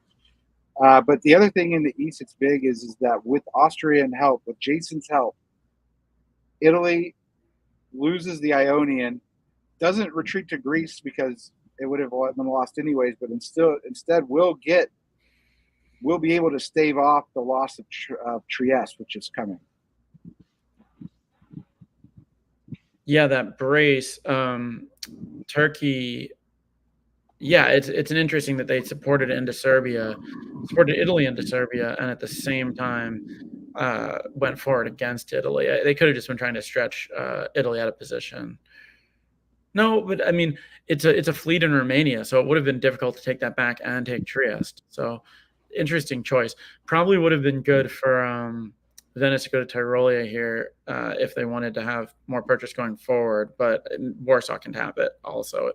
Well, Venice needed to go to Trieste. If Italy really thought it was taking Serbia, it needed to go. It needed to go there. Yeah, that would have been even better. Yeah. All right, into the fall. Yes, Trieste does fall here. What else do we see, Ben? Italy sort of resetting, says, never mind the Austria attack. I'm going to get out of here. I'm staying on 4, and we will see how they reset their alliance structure next season.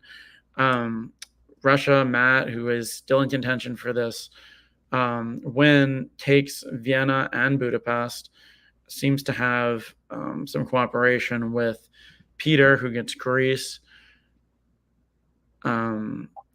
Austria will be down to 2. Yeah. Nothing for France in terms of the attack on England. Rather, the EG moves forward, takes Marseille, takes Picardy, still an English Channel. France will stay even, but this is a very difficult situation for them. Perhaps Piedmont gets involved in some way going forward. And there's still nothing in the north. The 3 contenders on this board are just playing it cool and not fighting with each other, preferring to sort of race on the rest of the board. Yeah, maybe I'm wrong here, but I think this is a mistake by Katie and Aaron. Matt needs to finish first, and Katie needs to finish 3rd, I think, for him to have a chance, and Aaron has to finish 2nd. And if you're Katie, you do not want Matt in the mix. You need pressure on the north, and now he's not going to get pressure in the north because it can be stopped. I understand why Matt's not doing it right. It makes sense why Matt's not putting any pressure on them because he doesn't have the units to fight north and to be doing this in the south. But I think it's a mistake not to be going after Matt if you're Katie. This bouncing in Baltic, you cannot do. Might not even ruin his chances in the south if for whatever reason you like him having pressure in the south. You could take Sweden and St. Petersburg among your alliance, and if it's a fleet that goes in, you don't even need to attack him any further. Well, Katie is building 1, so maybe there will be some pressure coming. Krill will be building 2. We saw 1 fleet south coast earlier. We're going to see a second one here. Are we going to see a fleet south coast? No, I don't think so. But I think we'll see 2 armies from Russia. I think Katie's building Army Berlin, right? So Matt doesn't want any. Yeah, that's what I would expect. So. All right, so there we see it, and Jason pulls. Fleet Trieste keeps Bohemia and Serbia. Into spring 1903. A lot of red arrows on the board, Ed. Still playing patty cake with this English, German, Russian cooperation in the north, and Matt going down south. But this is advantage Matt in my mind. Also, Matt is about able, if he wants to slip Romania to black, Ukraine to Romania, and have pressure on Serbia, Bulgaria. So if he's not going to fight Katie, and I don't think he can in the north with this situation, I think he's going to have to go and turn against Peter here. Peter's getting way out of position with this Congo line. His position looks a lot better than it is, I think. Yeah, there's no he's getting advantageous positions like Tyrrhenian Sea, but that relies on continued cooperation from Russia. And Russia does need to find somewhere to get dots, right? They've maybe got one more from Austria at most. No. We're rooting for a solo. We don't know if we will get it or not, according to the chat. But Peter's in good position and will pick up Serbia while helping his neighbor to the north pick up Trieste. Right, so that's that last dot that Russia could have expected. They do get it from Trieste. Turkey continues to move forward, but only into the one dot. They're now in Ionian. In the west, the EG moves forward. England picks up Paris. Germany is all the way into Gascony. They'll be able to take Spain next year. There's a lot of positive movement here for both of them. I'm trying to think who's advantaged more between Germany and England. But actually, the fact that Russia is so strong, I think locks Germany and England together more than normally you'd be thinking, oh, France is going to be done soon. Now we'll have to see who, if they fight each other. But I don't think they can at this point. Someone's going to have to deal with Russia. I think Russia's going to go after Turkey here. I don't know if he does it in the build, right? He gets a build. Does he build Fleet Sev? And do we see a Fleet Smyrna? Or does he just build Army Moscow and tries to keep this? But I think he's setting this up for the turn. This is perfect to take Serbia and Bulgaria here and to have a fleet in the black in 04. He's not there yet. Let's see what the build comes down to be. England also builds one for taking Paris. Fleet Liverpool continues the attack in the west. Army Sev. Fleet Smyrna. He needed to build Fleet Khan. This situation was too good for Matt to pass up. And so this is what we're going to see. Sev to Armenia, the walk, Romania to black. Oh, he doesn't do it. Oh my God. The drama builds and the same holds through. We get juggernaut action all day today here on DBN. He does have Bulgaria continuing to move forward, though. So, if he really thinks he can get Peter going forward enough, maybe it can happen later. But anytime Peter builds, it's going to be concerning. Yeah. Oh, wait, sorry. This is your turn, Ed. So Russia and Turkey move forward, but it's the end of the dance in the north. Katie's gone to Baltic now. Sweden is lost. Katie has no pressure with North Sea. It's a kind of a dangerous move by Erin going to London as opposed to North English Channel here. I know she has to cover London, but there are other ways of doing it, but fine. Advantage Katie now, I think, with Sweden getting lost and Matt not taking advantage of Turkey here. Maybe Matt convinces Turkey to give him something, give him Venice if you can. But Katie certainly knows that if Matt's not playing for the win, maybe he is and he was worried about Katie, but Katie's playing for this win and she's in the driver's seat right now. Taking Spain, taking Sweden. Will Erin get Sweden? I don't know. What will the two of them work out? Well, I guess Erin will take Portugal here. Well, Matt can take Norway too, though. He's going to lose Sweden, right? So That's true. I missed that North Sea. Yeah. that puts Katie ahead. That keeps Matt going well, and it puts Katie ahead of Aaron. We do not get any. Neither one happens. No. Yeah. Sorry, go ahead, Kevin. No, go ahead. Oh, sorry. Neither Norway does not get taken, and Sweden does not get taken, and they don't even like brace each other or anything. It just happens that they continue to have diplomatic cooperation. They must still have some trust with each other. Ukraine moves forward. Galicia moves forward. That limits the ability to stab.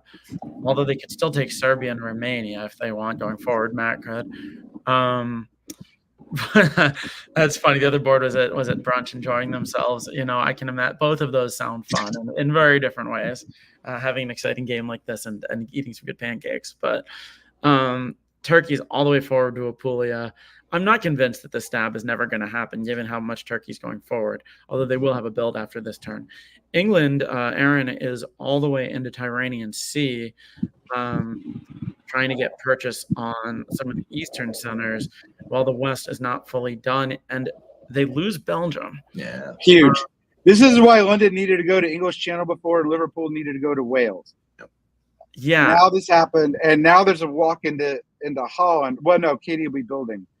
It slows them down. It slows them down, and that fleet sitting behind is going to be annoying to Aaron going forward.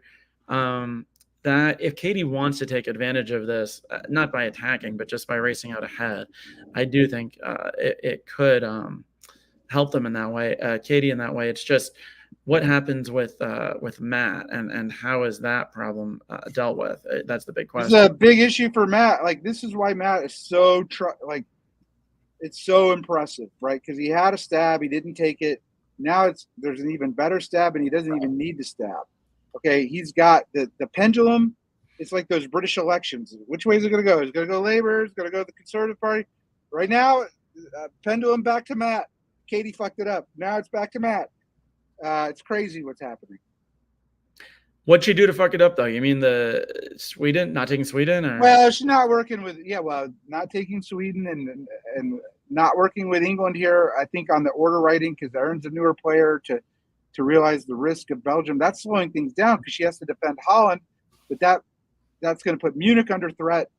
And she's in Piedmont to prevent Italy getting taken by Matt, but the problem is that her home centers are now under threat at some level. So it's almost too clever by half here.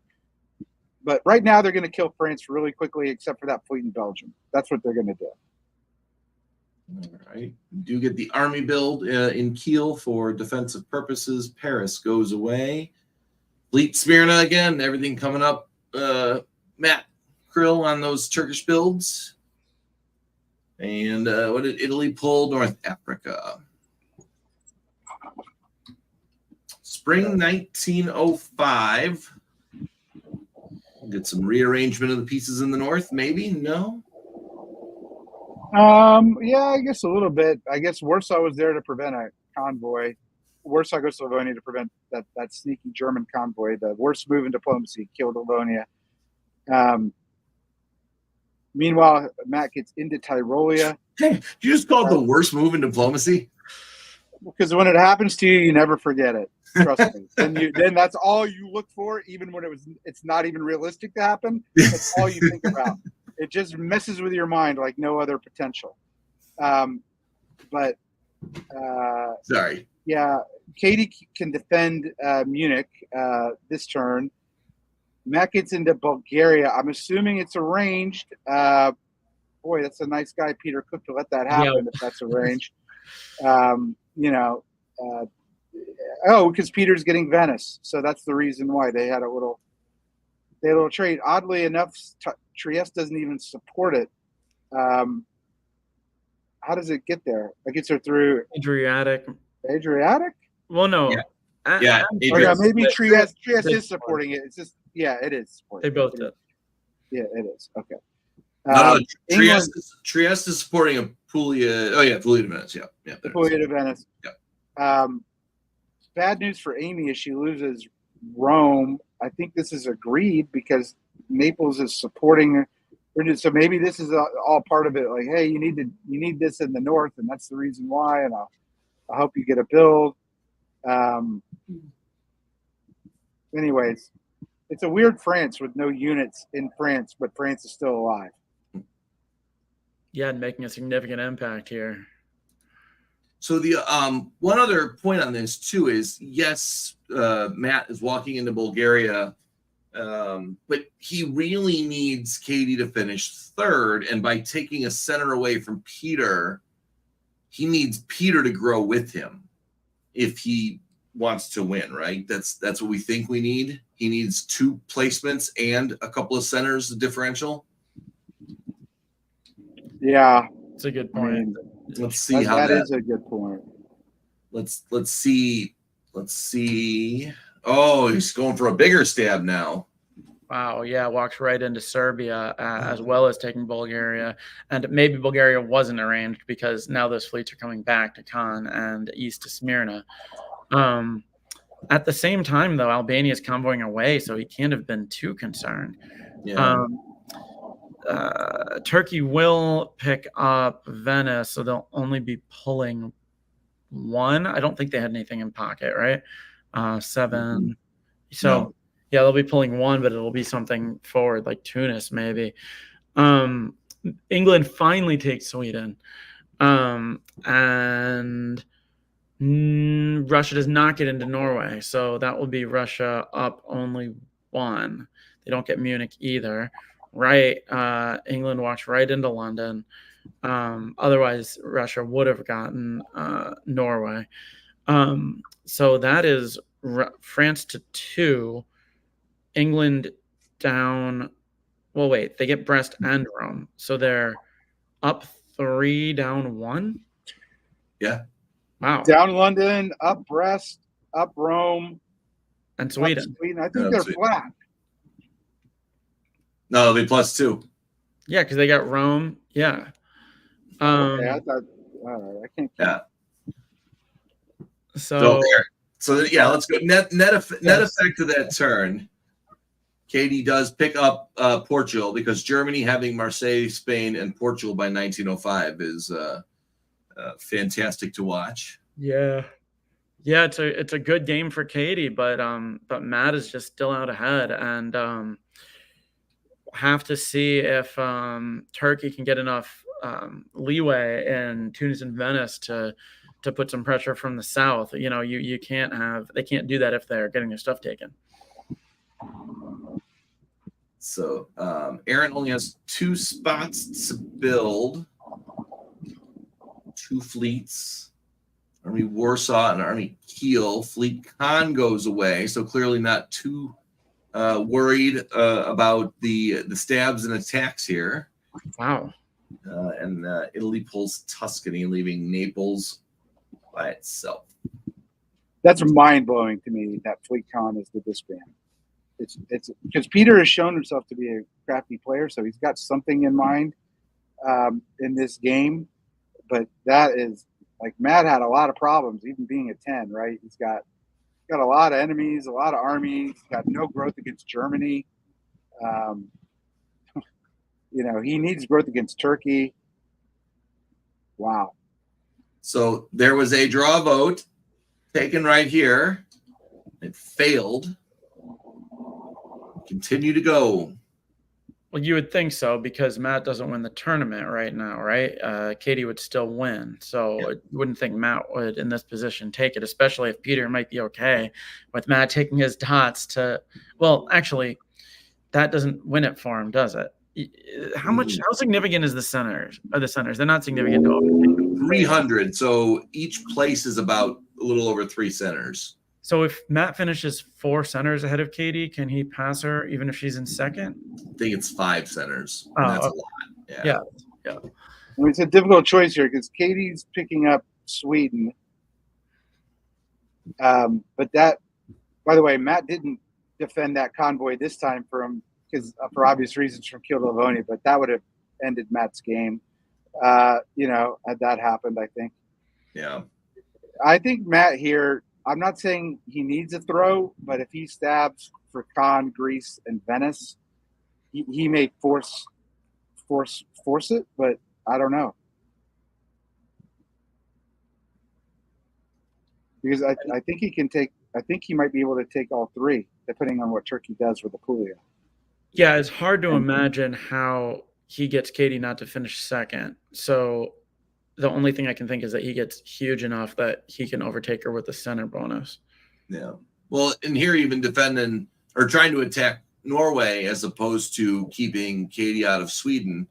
Let England stay or even potentially grow, because if Aaron passes Katie, then there's at least a chance. Now, Aaron actually would have a chance to win there too. So you got to manage them both growing, but you got to take some risk that Katie doesn't finish second. And I wonder what the negotiation is between Matt and Aaron, because Aaron is behind and still having problems with France.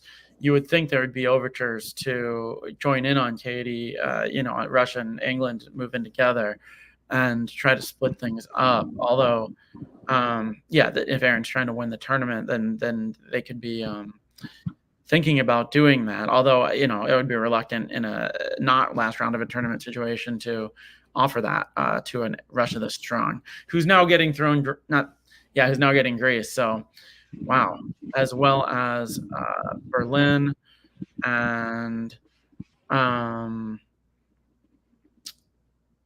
gets Berlin, Russia. So Russia goes up 2. Germany moves back to surround Brest. England takes Belgium. So England will stay even. No, they'll go down. Wait, they'll go down 1 from Sweden. Yeah. Yeah, down 1. Whereas Germany will stay even. I want to hit that point that what Matt can offer Aaron is a higher placement in the tournament. I don't know if that will be something that Aaron would find attractive or not, because she's had 2.5 really good games with a strong ally. And my guess is that there's been a lot of cooperation between the two of them. But if anyone could do that, I think Matt could do that. But this is, the pendulum's gone back to Matt here. This is really, really, really, really good for Matt. Yeah, there's a place for. I started. Where did it go? Oh, I'll figure it out. I'm trying to find. Sorry, forgive me for the delay here. But to your point, Ed. Oh, well, I'll say it. Maybe it was Amy was saying that Justin was typing while Amy was commenting and Justin was doing it. But Amy or Justin's comment was Matt could have told Amy that the sky was green and she would have believed it. So to that point, Matt is a fantastic diplomat and could have made it through there. Sorry. It would have been better if I could have posted it on the screen, but I can't find the starred comment. Well, he's certainly telling Peter that the sky is purple because, because the sky's falling on Peter and Peter's cool with it. So right now, winter 1906, they are 1 center different. They're 98. 98 points. 98. So that's 1 center. Yeah. I can't read Katie's score because of the QR code. Oh, yeah. I could turn that off. Thank you. Wow. So It's one more center. But Katie's not going to give her that. Katie reads the scores like everybody else. So this is on. They're fighting here. Yep. So so on this turn, what Matt could have walked into Cannes, right, and been ahead. Well, he still needs Turkey, right? He needs, so that's what's going on. It's sort of like one of these situations where I'll only take it if I need it. Not when the game ends. Wow. So do we know whether this was via draw or via time? I do not know. Oh, is there a time limit on this one? That makes sense. It's the last day. It's the last day. Oh my God! Wow, congrats, Katie. Right? You won. Another one. You could have taken Khan. You could have moved to Khan and won the game. If you knew it was the time, then why not take it? Yeah. Well, because like Ed said, you don't know. You don't want to stab him for one, but he supported him into Greece. He could have Peter taken supported him Venice. Go back and look at the Venice thing. Yeah. Whereas, Go back. Oh no, he couldn't have taken Venice, but yeah, but he could have. I mean, Aegean supporting Serbia into to Greece here. He didn't know he was he could have taken Berlin. Venice if he convinced Amy to cut Apulia. Yeah, He could have done it. draw. Oh, it was a draw. All right, there you was go. a Good. draw. Time was close. So, well played to draw. Katie Gray, because we here do have a final result, and Katie Gray holds on to be the second champion of SkyCon. Nice. Absolutely well deserved. 3 great games. Yep. My hesitation here is that if it was a draw, and I understand Matt didn't know how much time was going to be left, I probably would have let it run one more season just to see how it would have worked out. Like, that's me. This is my hyper competitiveness, right? But certainly Katie had 3 amazing games, and she had the most friends. I mean, we were joking about cultivating friends before, but Katie managed to top boards while still being friendly with the people on the boards who she topped over, and then got to keep working with them. And if you can, you really have your cake and eat it too. That way, it's a great way to win a tournament. So we've got one photo. So apparently.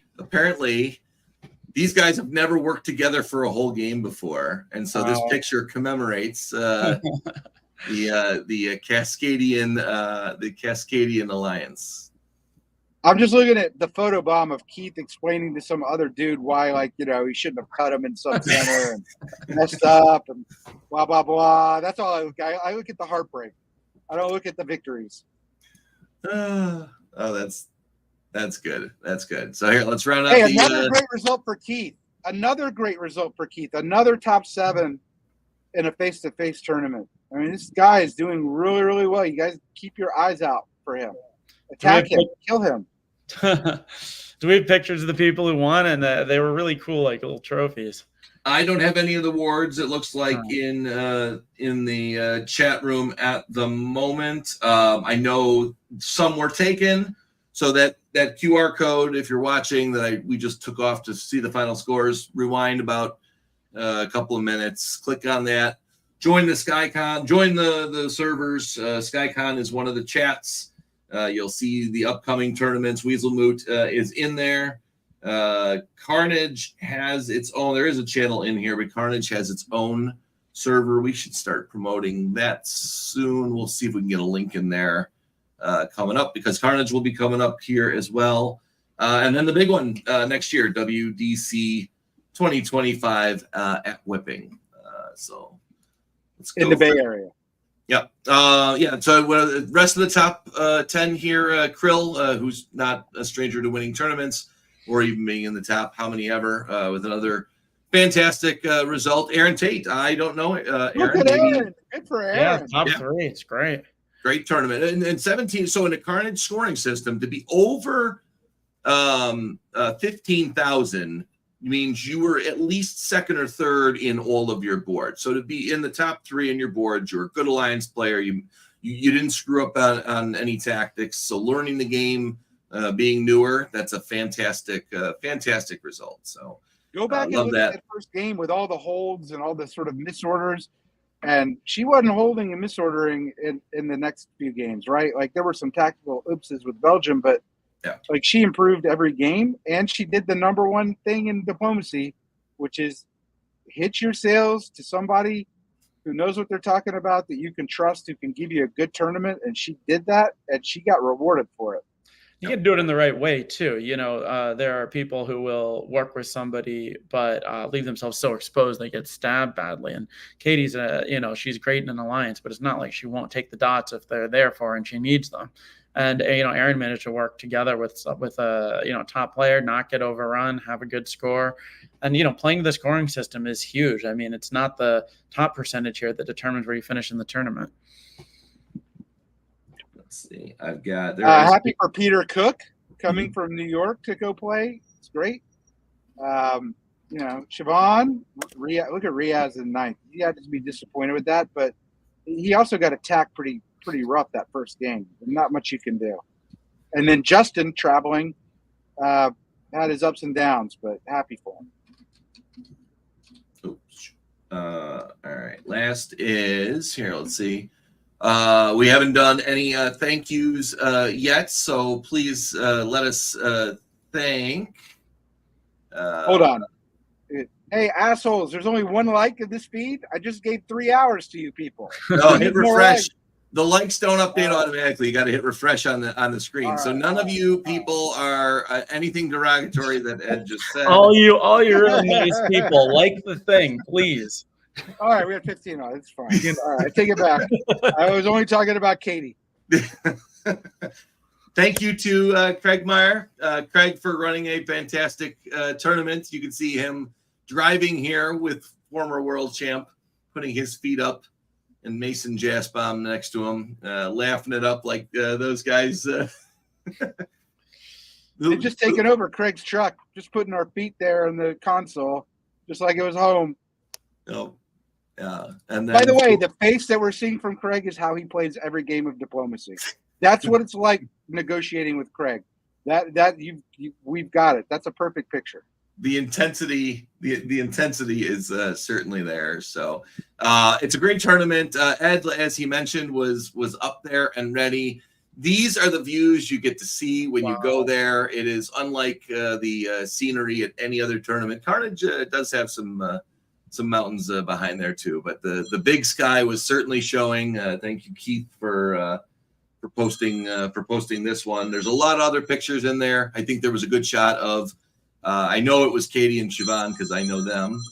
Ed's got a phone call here. We'll be getting that. That's the FTC telling them no swearing on the network. I know. I want to said one of the 7 dirty words. You're getting called to court again here. So yeah, we had I think Katie, Siobhan, and I think it was Aaron. I think there's a group shot of the Alliance from round 1 in there as well, but I don't know Aaron, so I can post pictures of people I do know. I can't post pictures of people I don't. So we will do that. And that's how we wrap it up. Let me remove this. Ben, give me some thoughts on what we saw today. Things we already knew. Katie's really good at this work. The cooperation, it's amazing. Great tournament from a few other players. Play the scoring system. It's important. Think about it. It can impact how you play, and there were times when it didn't make sense to stab this tournament. And yeah, I mean, I'd love seeing everyone traveling all around. I hope some of them up there are getting to go hiking and get outside and spend some time, hopefully together, because you go to these things and you see each other for like 2 days or 3 days. But it's awesome when people went to Thailand last year. They went on a trip for like a week or 2 afterwards. SkyCon seems perfect for that type of thing. I hope to be able to go to it. I hope Craig keeps holding it. We can make it out there some other time. Well, I'm disappointed I didn't win because Craig promised me I would win.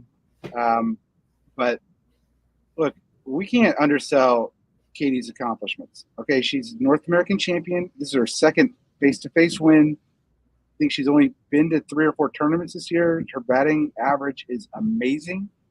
And I don't know what she did at whipping if she was there, but she was top 7 at regatta. She is phenomenal player with phenomenal results and even more phenomenal relationships, which is leading towards wins and results. And everything she does in this game, as much as I hate to admit it, is really well deserved. And so she's a rocket scientist, and she has worked out that the other people at these tournaments are not. And so all she has to do is do some rocket science with some greetings and socialization, and she is winning. So good for her. This will be a nice tune-up. I know we talked about the schedule of events that are upcoming. I just had the banner on the bottom. One we didn't mention, it's not part of the NADF, but the World Series of Board Gaming in Las Vegas is coming up next month. And Katie received an invitation, I think she planned on going. If not, that's something that diplomacy people can follow through Renegade, who's the publisher. They have a big hand in that. So if this was a warm-up event for Katie, she's going in, like you mentioned, on a home run. Craig, thanks again for hosting. I'm glad that we were able to get this on the air. My thanks to you guys for joining me today, because as much as I like pushing the buttons, I don't do as well about talking about the game. So I appreciate some experts joining me. Big thanks to everyone who's joined over the last 3 weekends. We've had a lot of fun diplomacy, different diplomacy. I know there's some comments about hating Western or juggernauts in the comments today, but it's a style of play that dominated for many years, a decade or so ago. And like life, the styles of play will change here and there. So good to see some different play. A lot of newcomers, a lot of people who are locals at events. We saw some in Massachusetts a couple weeks ago with the virtual. We saw some new people last weekend, and now in Montana. So might have been a journey for a lot of people, but there were at least 3 or 4 locals there. So hopefully we'll see a few more locals out. North America, we're quiet for a little while, which is good. So we'll take a rest. Next broadcast will be Saturday, September 14th. The most recent edition, we were talking about it earlier, of DBN Deadline with David Hood just dropped today. So for those who want to see a little more diplomacy, I believe we've got some back channel from Regatta that was promoted in the last one. Let's see if David included it in this month's episode. So for anyone who's not watching live and is watching on replay, that link to Deadline will show up as soon as we hit the end broadcast button here. So please watch that. Those are always great. Put it on your favorites. Like and subscribe. Ed just called you guys nice people for subscribing and liking this. We're up 25% in subscribers over the last year. So the game is growing. We love talking about it with you. So thank you for joining us today, and we will see you in a few weeks. So until then, we want you to stay safe and stab Katie. Katie, stab well.